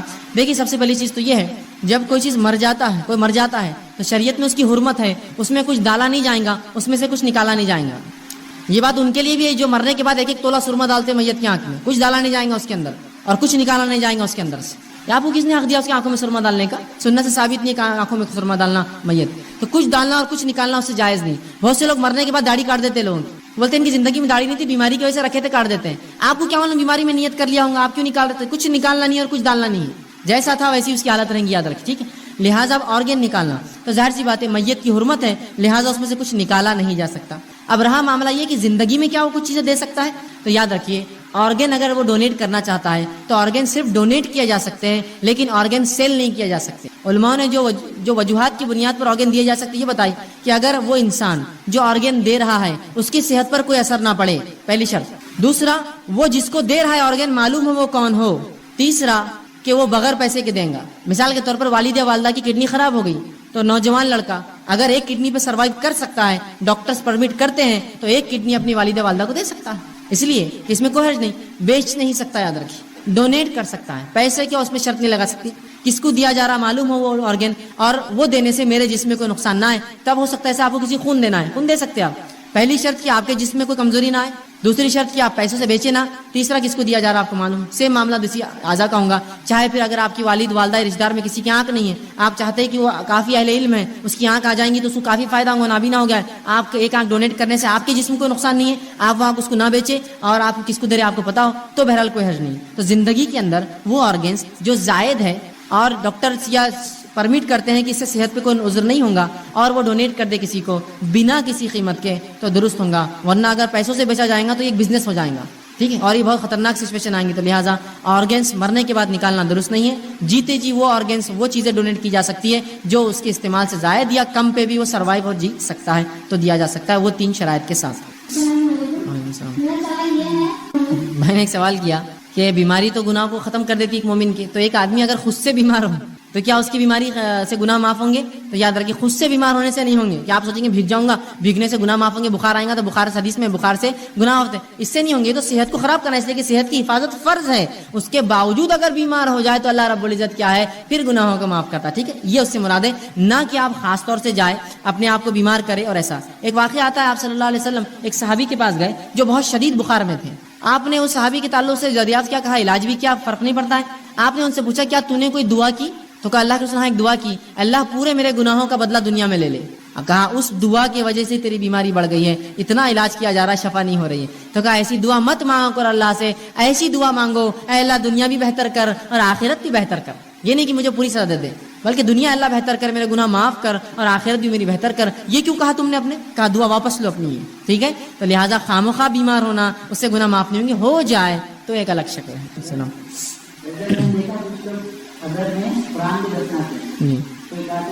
بھائی نے ایک سوال کیا کہ لوگ خبر میں قرآن دفنا دے، کہاں تک درست ہے؟ دیکھیے خبر میں قرآن دفنانے سے کوئی فائدہ نہیں جس نے زندگی میں قرآن پر عمل نہیں کیا، اور یہ قرآن کی بے حرمتی ہے. یاد رکھیے اللہ کا کلام اس لیے آیا کہ آپ اس کو خبروں میں دفنائیں، پایوں کے نیچے ڈالے. گھروں کنسٹرکشن میں لوگ قرآن رکھتے ہیں. میں کہتا ہوں اللہ ایسے گھروں کو برباد کرے جس میں اللہ کی کتاب کی ایسی بے حرمتی ہوں گی، جس میں نالی کا پانی، بارش کا پانی، کیا کیا اندر جا سکتا ہے بعد میں پایوں کے اندر. قرآن کی بے حرمتی یاد رکھیے. قرآن کے ساتھ یہ سلوک کرنا، نہ اسے خبروں میں دفنایا جائے گا، نہ اسے گھروں کے پائے میں رکھا جائے گا، بلکہ لوگ تو ایسی سی حرکتیں کرتے ہیں. ایک صاحب بتائیں لگے بیچارے مستری تھے، کسی کے گھر کا کام کر رہے تھے اور اچانک بیچ میں چھوڑ دیا. میں نے کہا کیوں چھوڑ دیا؟ تو کہا پہلے تو مجھے کام کو لگائے اور بولے کہ گھر کے ہر کونے میں ایک قرآنی آیت لگے اور بولے اس کو اندر رکھ کے اس پہ پلاسٹر کرنا. اتنا مشکل جاتا تھا، بولے وہ آیت چونکہ بیچ میں آتی تھی اور اینٹ کر پہ وہ سیمنٹ چپکتا ہی نہیں تھا، لگا دیا. بولے میں نے پھر بھی چلو اب کیا کرتے، اب کام ہے اپن کر دیا. بولے میں نے بولا پھر چھوڑ کیوں دیے؟ کہا بعد میں آ کے بول رہے ہو غلطی سے لگ گئے تھے. بولا پورے نکالو. اب کہاں کا کھود کے نکالو؟ بولے میں نے سب ڈال دیا. بولے اندر یہ کوئی بات ہوئی کہ نہیں؟ بولے غلط سمت میں لگ گئے، بولے اس سے الٹا اثر ہوگا. یاد رکھیے اللہ کی کتاب اس لیے نہیں آئی کہ آپ اس کو دھوئے، کھائے، پیے، جلائے، لکھ کر صاف کر کے پیے، دفنائے، قبروں میں رکھے، میت پہ رکھے، عورتوں کو یا ہونے والی لڑکیوں کو جو ہے شادی شدہ ان کو گزارے، یا اس طرح کے یا خصمیں کھانے کے لیے نہیں آئی۔ اللہ کی کتاب ہدایت، پڑھ کر عمل کرنے، اور جس نے پڑھ کر عمل کیا اس کو کیا ضرورت قرآن کی خبر میں، اس کا تو معاملہ نور اور منور والا ہوگا، نیکو والا ہوگا۔ اور جس نے زندگی میں نہیں پڑھا تو آپ 1000 قرآن رکھے بلکہ قرآنوں میں دفنائے، کوئی قرآن اس کو فائدہ نہیں دینے والے۔ تو لہٰذا یہ قرآن کی بے حرمتی ہے کہ میت کے ساتھ اسے دفنایا جائے۔ اس نے سوال کیا گوبری کانیاں جو آتی ہے، ڈاکٹر کا کہنا ہوتا ہے کہ یہ متعدی تو اس کے بارے میں ہم کیا کریں؟ دیکھیے میں نے آپ کو بتا دیا، کوئی بیماری متعدی نہیں ہوتی اس عقیدے کے مطابق کہ خود بخود دوسروں کو نہیں لگ سکتی۔ احتیاط ضروری ہے۔ اگر ڈاکٹر کہہ رہے ہیں کہ یہ بیماریاں متعدی بچوں کو لگ سکتی ہے، احتیاط کیجیے، لیکن پوری احتیاط کے بعد بھی اگر کسی بچے کو ہو جاتا آپ یہ نہیں بولیں گے اس کو لگی، آپ یہ کہیں گے اللہ نے اس کو بھی دی، اللہ نے اس کو بھی دی۔ سمجھ رہے ہیں بات کو؟ یہاں متعدی جو رسول اللہ نے فرمایا کہ کوئی بیماری متعدی نہیں ہوتی، چھوت چھات کوئی نہیں ہے، معنی یہ ہے کہ کوئی بیماری وہ مشرکین کے عقیدے کے مطابق جو سیلف ٹریول کر سکتی ہے، خود کی اس کی مرضی ہوتی ہے، ویسا نہیں ہوتا۔ لیکن بیماریاں ایک دوسرے کو جا سکتی ہے، لیکن جس کو بھی لگے وہ یہ کہے کہ اللہ نے اس کو دی، نہ کہ اس سے اس کو آئی۔ اس لیے کہ بہت سی بار والدین کو جو بیماری نہیں ہوتی بچوں کو ہوتی ہے، بچوں کو ہوتی، دوسرے بچوں کو ہوتی، لیکن جو ماں ان کی دیکھ بھال کری ان کو نہیں ہوتی، جس کا دودھ پیتے جسے گود میں رہتے ان کو نہیں ہوتی۔ تو پتہ چلا بیماری خود سے نہیں، اللہ جس کو چاہتا ہے دیتا ہے۔ احتیاط بالکل آپ کر سکتے ہیں، اس میں کوئی حرج نہیں۔ بھائی نے ایک سوال کیا کہ جیسا میں نے شوگر کے بارے میں بتایا، ان کی والدہ کو شوگر تھی، پہلے دن روزہ رکھا، کافی بیمار ہو گئی، انہوں نے اپنے علم کے مطابق کہہ دیا کہ آپ روزے مت رکھیے، آپ کو تکلیف ہے، تو اس معاملے میں کیا ہوں گا؟ جبکہ ڈاکٹر سے بھی نہیں پوچھا اور کسی عالم سے بات بھی نہیں کی۔ تو دیکھیے سب سے پہلی چیز تو یہ ہوگی، کوئی بھی بیماری ہو انسان، اگر وہ بیماری اس کی عبادت نہیں پوری ہونے دے رہی ہے یا اس کے جسم کو زیادہ نقصان پہنچا رہی ہے تو اس عبادت کو توڑا جا سکتا ہے۔ جیسے کہ نماز میں انسان کھڑا اتنے زور سے چکر آ جائے کہ کھڑے رہنا نقصان دہ، گر جائے گا، گرنے سے سر پھوٹ سکتا ہے، ہاتھ ٹوٹ سکتا ہے، پیر ٹوٹ سکتا ہے، لہٰذا وہ نماز توڑ کے بیٹھ سکتا ہے، اس لیے کہ اب اس پر اپنی صحت فرض ہوگی، عبادت بعد میں۔ اسی طرح اگر کسی نے شوگر میں روزہ رکھ لیا کہ چلو دیکھتے ہیں اور تکلیف بڑھ گئی تو وہ روزہ بالکل توڑ سکتا ہے، کوئی حرج نہیں۔ رہا سوال اس کا کہ اب کیا کریں، ہم نے چونکہ کسی سے رجوع نہیں کیا، تو اگر واقع میں پچھلے سالوں کے ایسے ایکسپیرینس تھے آپ کے کہ روزہ رکھنے سے بہت سخت ان کی بیماری ہو جاتی ہے، اس بنیاد پہ آپ نے چھوڑا دیا تو کوئی حرج نہیں، لیکن اب یہ کرے کہ ایک ڈاکٹر سے کنسلٹ کرے۔ کیا ایک خاتون 10 گھنٹے 12 گھنٹے یا 14 گھنٹے کا روزہ رکھ سکتی ہے؟ اگر وہ کہے کہ ممکن نہیں ہے ان کی صحت کے اعتبار سے، یا انسولین لیتے ہیں تو پھر تو بالکل ناممکن سچویشن ہے، تو بہرحال پھر آپ عالم سے رجوع کریں اور بتائیے ایسا مسئلہ ہے، اور یقیناً اس کا حل یہی ہے کہ پھر وہ روزے نہ رکھے، ہر روزے کے بدلے ایک مسکین کو کفارہ دے دے، یہ کافی ہے۔ لیکن ڈاکٹر سے آپ کنسلٹ کریں، ہو سکتا ہے وہ شوگر کے نہ ہوتے ہوئے کسی اور وجہ سے وہ ایک بار کر لے تاکہ ہمارے پاس پکچر واضح ہو جائے، کیونکہ ایک عبادت چھوڑنے کا مسئلہ ہے، اس کے بعد چھوڑنے میں انشاءاللہ ہر روزے کے بدلے کفارہ دے دے، انشاءاللہ وہ زیادہ بہتر ہے۔ جی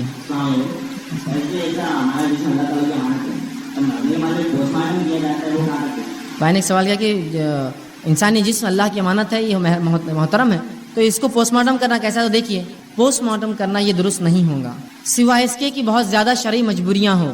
اس میں فتاوے موجود ہے، علماء کے احکامات مطلب انہوں نے جو فتاوے دیے موجود ہیں۔ اشد ضرورت کہ کسی نے کسی کا خط لکھا ہوا لگتا ہے اور اگر پوسٹ مارٹم کے ذریعے کچھ اعضاء نکال کر پتہ کر سکتے ہیں کہ واقعے میں کیا ہے تب تو الگ ہے، تاکہ خاطی کو سزا دی جائے، اگلے بار وہ ایسی غلطی نہ کرے۔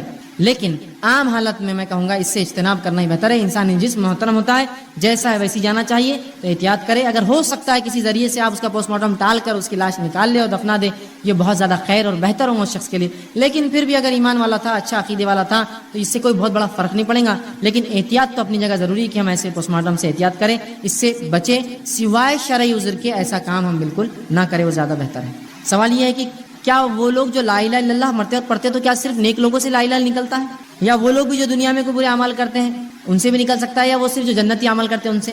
دیکھیے مرتے وقت کس کے منہ سے لا الہ الا اللہ نکلے ہم نہیں جانتے، اللہ سے دعا گو ہمیشہ رہے کہ خاتمہ اسی پر ہو سکتا ہے کہ انسان پوری زندگی برے کام کرے، بیماری ہو آخری وقت میں، توبہ کا موقع مل جائے، رب سے توبہ کر لے سچی اس بیماری کے اندر، اور اس کے منہ سے کلمہ نکل جائے اور پاک اور صاف ہو کر دنیا سے چلا جائے۔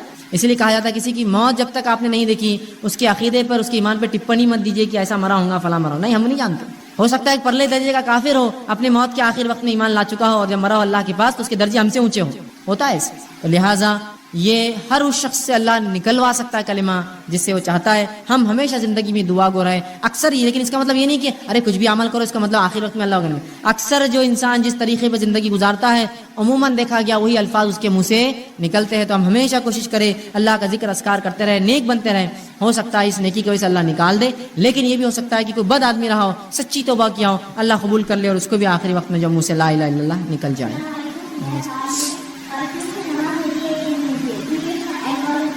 بھائی نے ایک سوال کیا کہ پرفیوم سے کیا نماز ہوتی ہے چونکہ اس میں الکوہل ہوتا ہے؟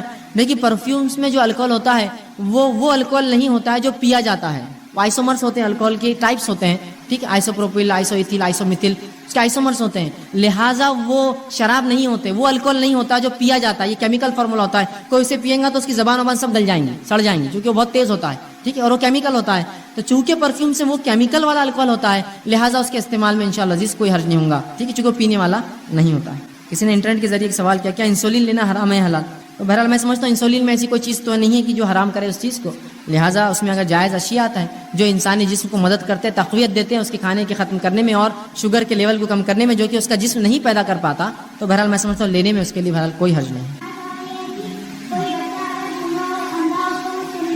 میں نے ایک سوال کیا کہ کوئی شخص ہو, کوئی بچہ ہو جس کو سنے بھی نہیں آتا اور دکھتا بھی نہیں ہو, دونوں چیزیں ہیں, اس کو سنے بھی نہیں آتا اور اس کو دکھتا بھی نہیں ہے کہ وہ کیا مطلب بول رہا ہے. لوگوں کو کھڑے رہنے, سوال کرنے والے کھڑے رہنے, سوال کرنے والے کھڑے رہنے.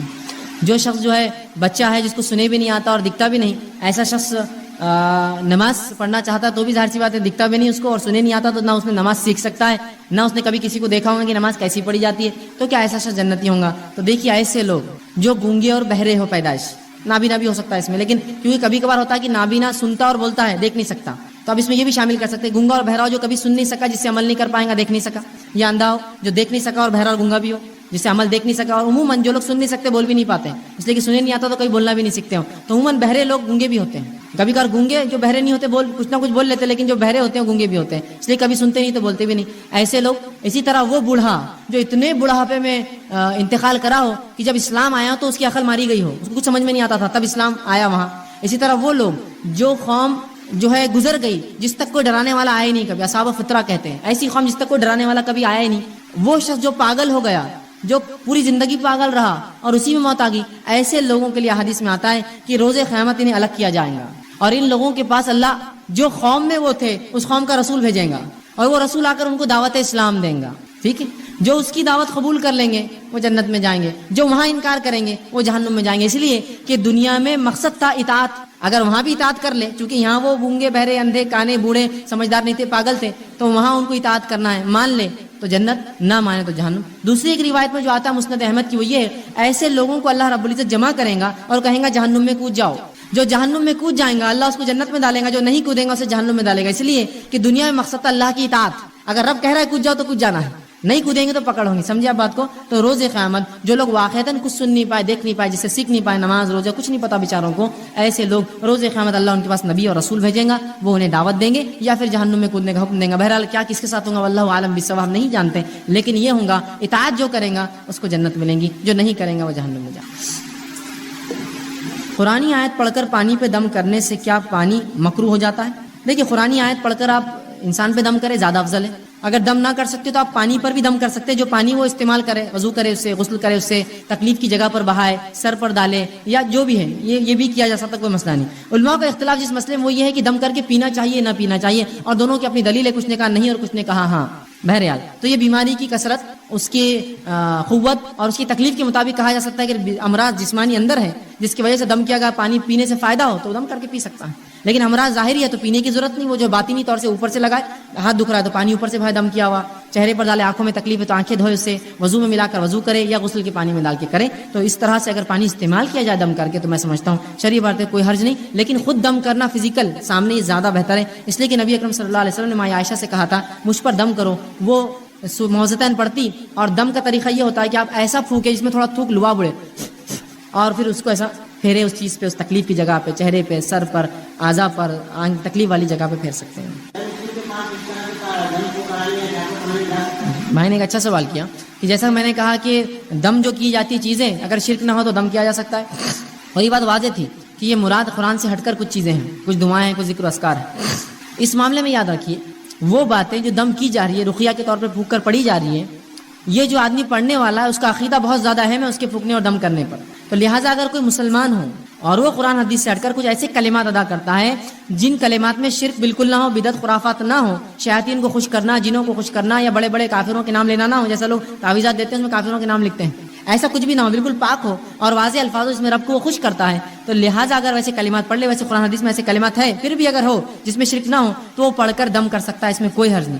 لیکن غیر مسلم سے دم کرانا درست نہیں ہوگا، اس لیے کہ معالج کا عقیدہ بہت اہمیت رکھتا ہے، جب بالخصوص نفسیاتی یا جادو کا علاج آپ کر رہے ہیں. معالج علاج کرنے والے کا عقیدہ، اس لیے کہ جب ایک غیر مسلم دم کرے گا تو کہیں نہ کہیں ایک تصور جاگے گا کہ جب یہ دم کر رہا ہے اس سے فائدہ ہو رہا ہے، تو اس کا عقیدہ کہیں نہ کہیں درست ہوگا اور وہ متوجہ ہوگا اس کے دین، اس کے مذہب کی طرف.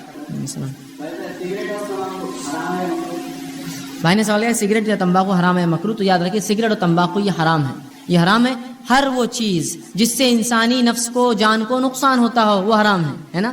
تو بس سگریٹ اور تمباکو، کوئی ایسی پاکٹ یا کوئی ایسے بیڑی کا کٹا یا جو ہے سگریٹ کا نہیں آتی یا کوئی الکوہول نہیں آتا جس میں یہ لکھا نہ ہو کہ اس کے اندر اس کے پینے سے آپ کو کینسر ہو سکتا ہے، فلاں ہو سکتا ہے، یہ ہو سکتا ہے. لہٰذا خود جب کمپنی اعلان کر رہی تو ایسی اشیاء جس پہ لکھا ہوا ہو یہ بدرجہ اولی حرام ہے کھانا. تو لہٰذا ہر وہ چیز جو انسانی نفس کو نقصان پہنچائے، صحت نعمت ہے، اس نعمت کو ضائع کرے وہ حرام ہے. یاد رکھیے تو یہ مکروہ نہیں، یہ سراسر حرام ہے. اس لیے کہ انسانی جانوں کے جانے کی سب سے بڑی وجہ بیماریاں نہیں ہیں، یہ تمباکو ہے. دنیا کے اندر ایکسیڈنٹس بھی نہیں ہیں، یاد رکھیے جنگیں بھی نہیں ہیں، یہ تمباکو ہے. تو لہٰذا اس سے بچنا پڑے گا اور یہ شریعتاً حرام ہے. گو لوگ مکروہ بول کر کھائے. مکروہ وہ چیز ہوتی ہے جس کو کبھی کبھار کر لیا جائے تو ٹھیک، یا مکروہ بول کر دن رات کا عمل بنا لیا، تجارت بنا لی اور سب کچھ کر رہے ہیں، شریعتاً بالکل جائز نہیں ہے. وہ چیز جو انسانی نفس کو ذرہ برابر بھی نقصان پہنچائے وہ شریعت نے جو ہے اس کو حرام قرار دیا، سوائے اس کے کہ بہرحال پھر وہ مجبوری بن جائے. کہ مثال کے طور پر آنکھ انسانی جسم کو نقصان ہی پہنچاتی ہے، رسول اللہ فرماتے ہیں اس سے علاج نہ کرو. سوائے مجبوری میں کوئی علاج نہ ہو تو پھر آنکھ یا کرنٹ سے علاج کیا جا سکتا ہے، یہ لاسٹ ریسورس ہے. لیکن تمباکو تو نہ علاج ہے نہ کچھ ہے، ظاہر سی بات ہے نقصان دہ چیز ہے، لہٰذا اس کو استعمال نہیں کیا جائے گا، یہ حرام ہے. اگر بیوی جسمانی طور پر کمزور ہو تو 2 بچوں کی پیدائش میں گیپ بڑھانے کے لیے انہوں نے لکھا کہ کانڈومز اور دوسری دواؤں کا استعمال کس حد تک درست اور جائز ہوگا. ایک اچھا سوال کیا کسی نے کہ اگر خاتون ہے جو کمزور ہے صحت کے اعتبار سے اور اگر 2 بچوں میں فرق رکھنے کے لیے ہم دیگر چیزیں جو کانٹراسیپٹیوز ہوتی استعمال کریں تو کہاں تک درست ہوگا. تو دیکھیے یاد رکھیے اگر واقعتاً شرعی اعتبار سے آپ کی بیوی اتنی کمزور ہے، وہ کمزوری نہ ہو جو بس جسم بگڑ جائیں گا، خوبصورتی بگڑ جائیں گی، صحت ہو جائیں گی، یہ سب نہیں. واقعتاً اگر شرعی اعتبار سے ایک بچے کی پیدائش کے بعد اتنی کمزوری خاتون میں آ جائے جس کمزوری کی وجہ سے اگلی اولاد میں گیپ رکھنے کی ضرورت ہے، تو سب سے بہترین اس کا ایک حل یہ ہو سکتا ہے کہ انسان کوشش کرے جتنا زیادہ دور رہ سکتا ہے دور رہے. لیکن یہ بھی کبھی کبھی محال ہو جاتا ہے، ناممکن ہو جاتا ہے. 2 سال گیپ رکھنا تو اتنے دن کیسے بیوی سے دور رہیں گے؟ ٹھیک. دوسرا یہ کریں گا وہ تمام جائز طریقے جن جائز طریقوں کے ذریعے جو اولاد کی پیدائش کو ٹیمپرری روکا جا سکتا ہے اس کو استعمال کریں گا، جس میں یہ ہو سکتا ہے کہ پلس کھائے جا سکتے ہیں، مختلف گولیاں آتی ہیں جو خواتین کھاتی ہے جس کی بنیاد پر ان کو اولاد تھوڑے دیر جتنے دن وہ کھائیں گے اولاد نہیں ہوں گی. لیکن اس کے نقصان یہ آپ کا ذمہ ہے، اس کا سائیڈ ایفیکٹس یہ آپ کا مسئلہ ہے. میں نے کہہ دیا اور آپ نے کھا لیا اور بیمار ہو گئے. اس کے بڑے سائیڈ ایفیکٹس ہوتے ہیں سائیکولوجیکل اور فزیکل، یہ میں بھی جانتا ہوں. اس پہ خود لکھا ہوا ہوتا ہے کہ مینسس بگڑ جاتا ہے، ماہواری غلط آتی ہے، سر درد ہوتا ہے، وہ آپ کا اپنا مسئلہ ہے. لیکن آپ اتنے دن کے لیے مانے جو اولاد پیدا ہونے سے روکتی گولیاں کھا سکتے ہیں. دوسرا مرد بھی ایسی گولیاں کھا سکتے ہیں جس کی وجہ سے یہ ہوتا ہے، ایسی گولیاں مردوں کے لیے بھی آتی ہیں. ٹھیک ہے. اسی طرح انجیکشنز آتے ہیں جو مرد لیتے ہیں، یاد رکھیے انجیکشن رات میں لیے جاتے ہیں جس کی وجہ سے 3 مہینے تک جو ہے اس کو اولاد پیدا ہونے کی، اس لیے کہ اس کا سپرم کاؤنٹ کم ہو جاتا ہے اس کی وجہ سے. ٹھیک ہے. تو ایسے مختلف اسی طرح کچھ چیزیں ہوتی ہیں جو مرد اپنے عضو خاص پہ لگا سکتا ہے، کچھ ہوتی ہے جو عورتوں کے اس میں لگائے جاتے ہیں. فیمیل کانڈوم اور میل کانڈومس ہوتے ہیں، میل کانڈوم فیمیل دونوں کانڈوم آپ وہ بھی، لیکن سب ٹیمپرری حل ہے. یاد رکھیے پرماننٹ سولوشن نہیں ہوگا کبھی بھی، ہمیشہ کی اولاد روکنے کے لیے یہ نہیں کیا کریں گا، وہ یوز کر سکتے ہیں. اسی طرح کچھ دوائیں ہوتی ہے جو عورت کی شرمگاہ میں ڈالی جا سکتی جس سے اولاد نہ ہو بستری کے وقت. یہ تمام جائز طریقوں میں استعمال کر سکتے ہیں. لیکن ایک طریقہ جو ہمارے پاس استعمال ہوتا ہے عموماً بہت زیادہ کاپرٹی لوگ یوز کرتے ہیں، شریعتاً جائز نہیں. یاد رکھیے یہ بتا دوں میں، اس کی وضاحت ضروری تھی. اس کے علاوہ بھی کچھ ہوں گے تو اگر وضاحت ہو تو میں بتا سکتا ہوں. یہ مجھے معلوم ہے یہ طریقہ درست نہیں، اس لیے کہ کاپرٹی جو ہوتا ہے اس میں ایک ٹی ہوتا ہے، ایک آلہ ہوتا ہے جو عورت کی شرمگاہ میں جو لگایا جاتا ہے، عضو خاص میں ڈالا جاتا ہے، جو اندر جا کر جو ہے اولاد کی پیدائش کے لیے جو ہے منی جو ہوتا ہے مرد کا اندر جانے نہیں دیتا، جس سے اولاد کی پیدائش رک جاتی کہا جاتا ہے. لیکن یہ درست نہیں ہے. کاپرٹی جو کام کرتا ہے وہ ایسا کرتا ہے کہ وہ اندر جا کے لگ جاتا ہے. جو ہی عورت کے انڈے سے مرد کا جو ہے نطفہ سپرم جو ہے جا کر لگتا ہے، وہ ارلی سٹیجز میں 1-8 ہفتے کے اندر اس کو جھڑا دیتا ہے. تو یہ تو ارلیسٹ ابورشن ہوتا ہے. وجود میں آنے کے بعد وہ جو ہے سو کٹ کرتا ہے ماں کے جسم سے. جو بھی آپ کو اور مجھے پریکاشن لینا ہے وجود میں آنے سے پہلے ہے، بیفور. ایک بار کنسیپشن ہو گیا، کنسیو ہو گیا، پیٹ میں وجود آ گیا، چاہے 1 دن کیوں نہ ہوا ہو، اب ضائع نہیں کیا جا سکتا. یاد رکھیے جو کچھ احتیاط آپ نے کی ہو، مثال کے طور پہ آپ نے سب کچھ کر لیا اور اس کے بعد بھی اولاد وجود میں آ گئی، اب اس کو آپ ضائع نہیں کر سکتے، اس لیے کہ اللہ نے تقدیر میں لکھا ہے اس کو تو پیدا ہونا ہی ہے. نبی اکرم صلی اللہ علیہ وسلم کے زمانے میں جو طریقہ تھا اولاد سے تھوڑے دیر کے لیے گیپ رکھنے کے لیے جو کرتے تھے وہ یہ تھا کہ عزل کرتے. عزل کا یہ معاملہ تھا کہ ایک انسان اپنی بیوی سے ہم بستری کرے اور اس سے پہلے کہ اس کا منی خارج ہو اس سے دوری اختیار کر لے، اس کو کہتے ہیں عزل۔ نبی اکرم صلی اللہ علیہ وسلم جب یہ سوال ہوا عزل کے تعلق سے، آپ نے کہا کیا لوگ عزل بھی کرتے ہیں؟ اگر کرتے ہیں تو یہ اپنے بچوں کو جو ہے ایک قسم کا مارنا ہی ہوا، لیکن بحالت مجبوری شرعی عذر کے تحت وجود میں آنے سے پہلے، میں پھر کہہ رہا ہوں وجود میں آنے کے بعد تو آپ کچھ نہیں کر سکتے سوائے اس کے پیدا ہونے کے، وجود میں آنے سے پہلے جو جائز طریقے ان کے استعمال کر کے آپ اگر اپنے اولاد میں تربیت کے حساب سے یا پھر جو صحت کے حساب سے گیپ رکھنا چاہے کوئی حرج نہیں، لیکن وہ غیر شرعی نہ ہو۔ اور اگر اتنی احتیاط کے بعد بھی وجود میں آ گیا، اس لیے کہ ہر کمپنی چاہے وہ پلس دیا آپ کو یا کانٹرسیپٹیوز بنائے یا کانڈومز بنائے، یہ ضرور لکھتی ہے کہ اس کے بعد بھی کچھ نہ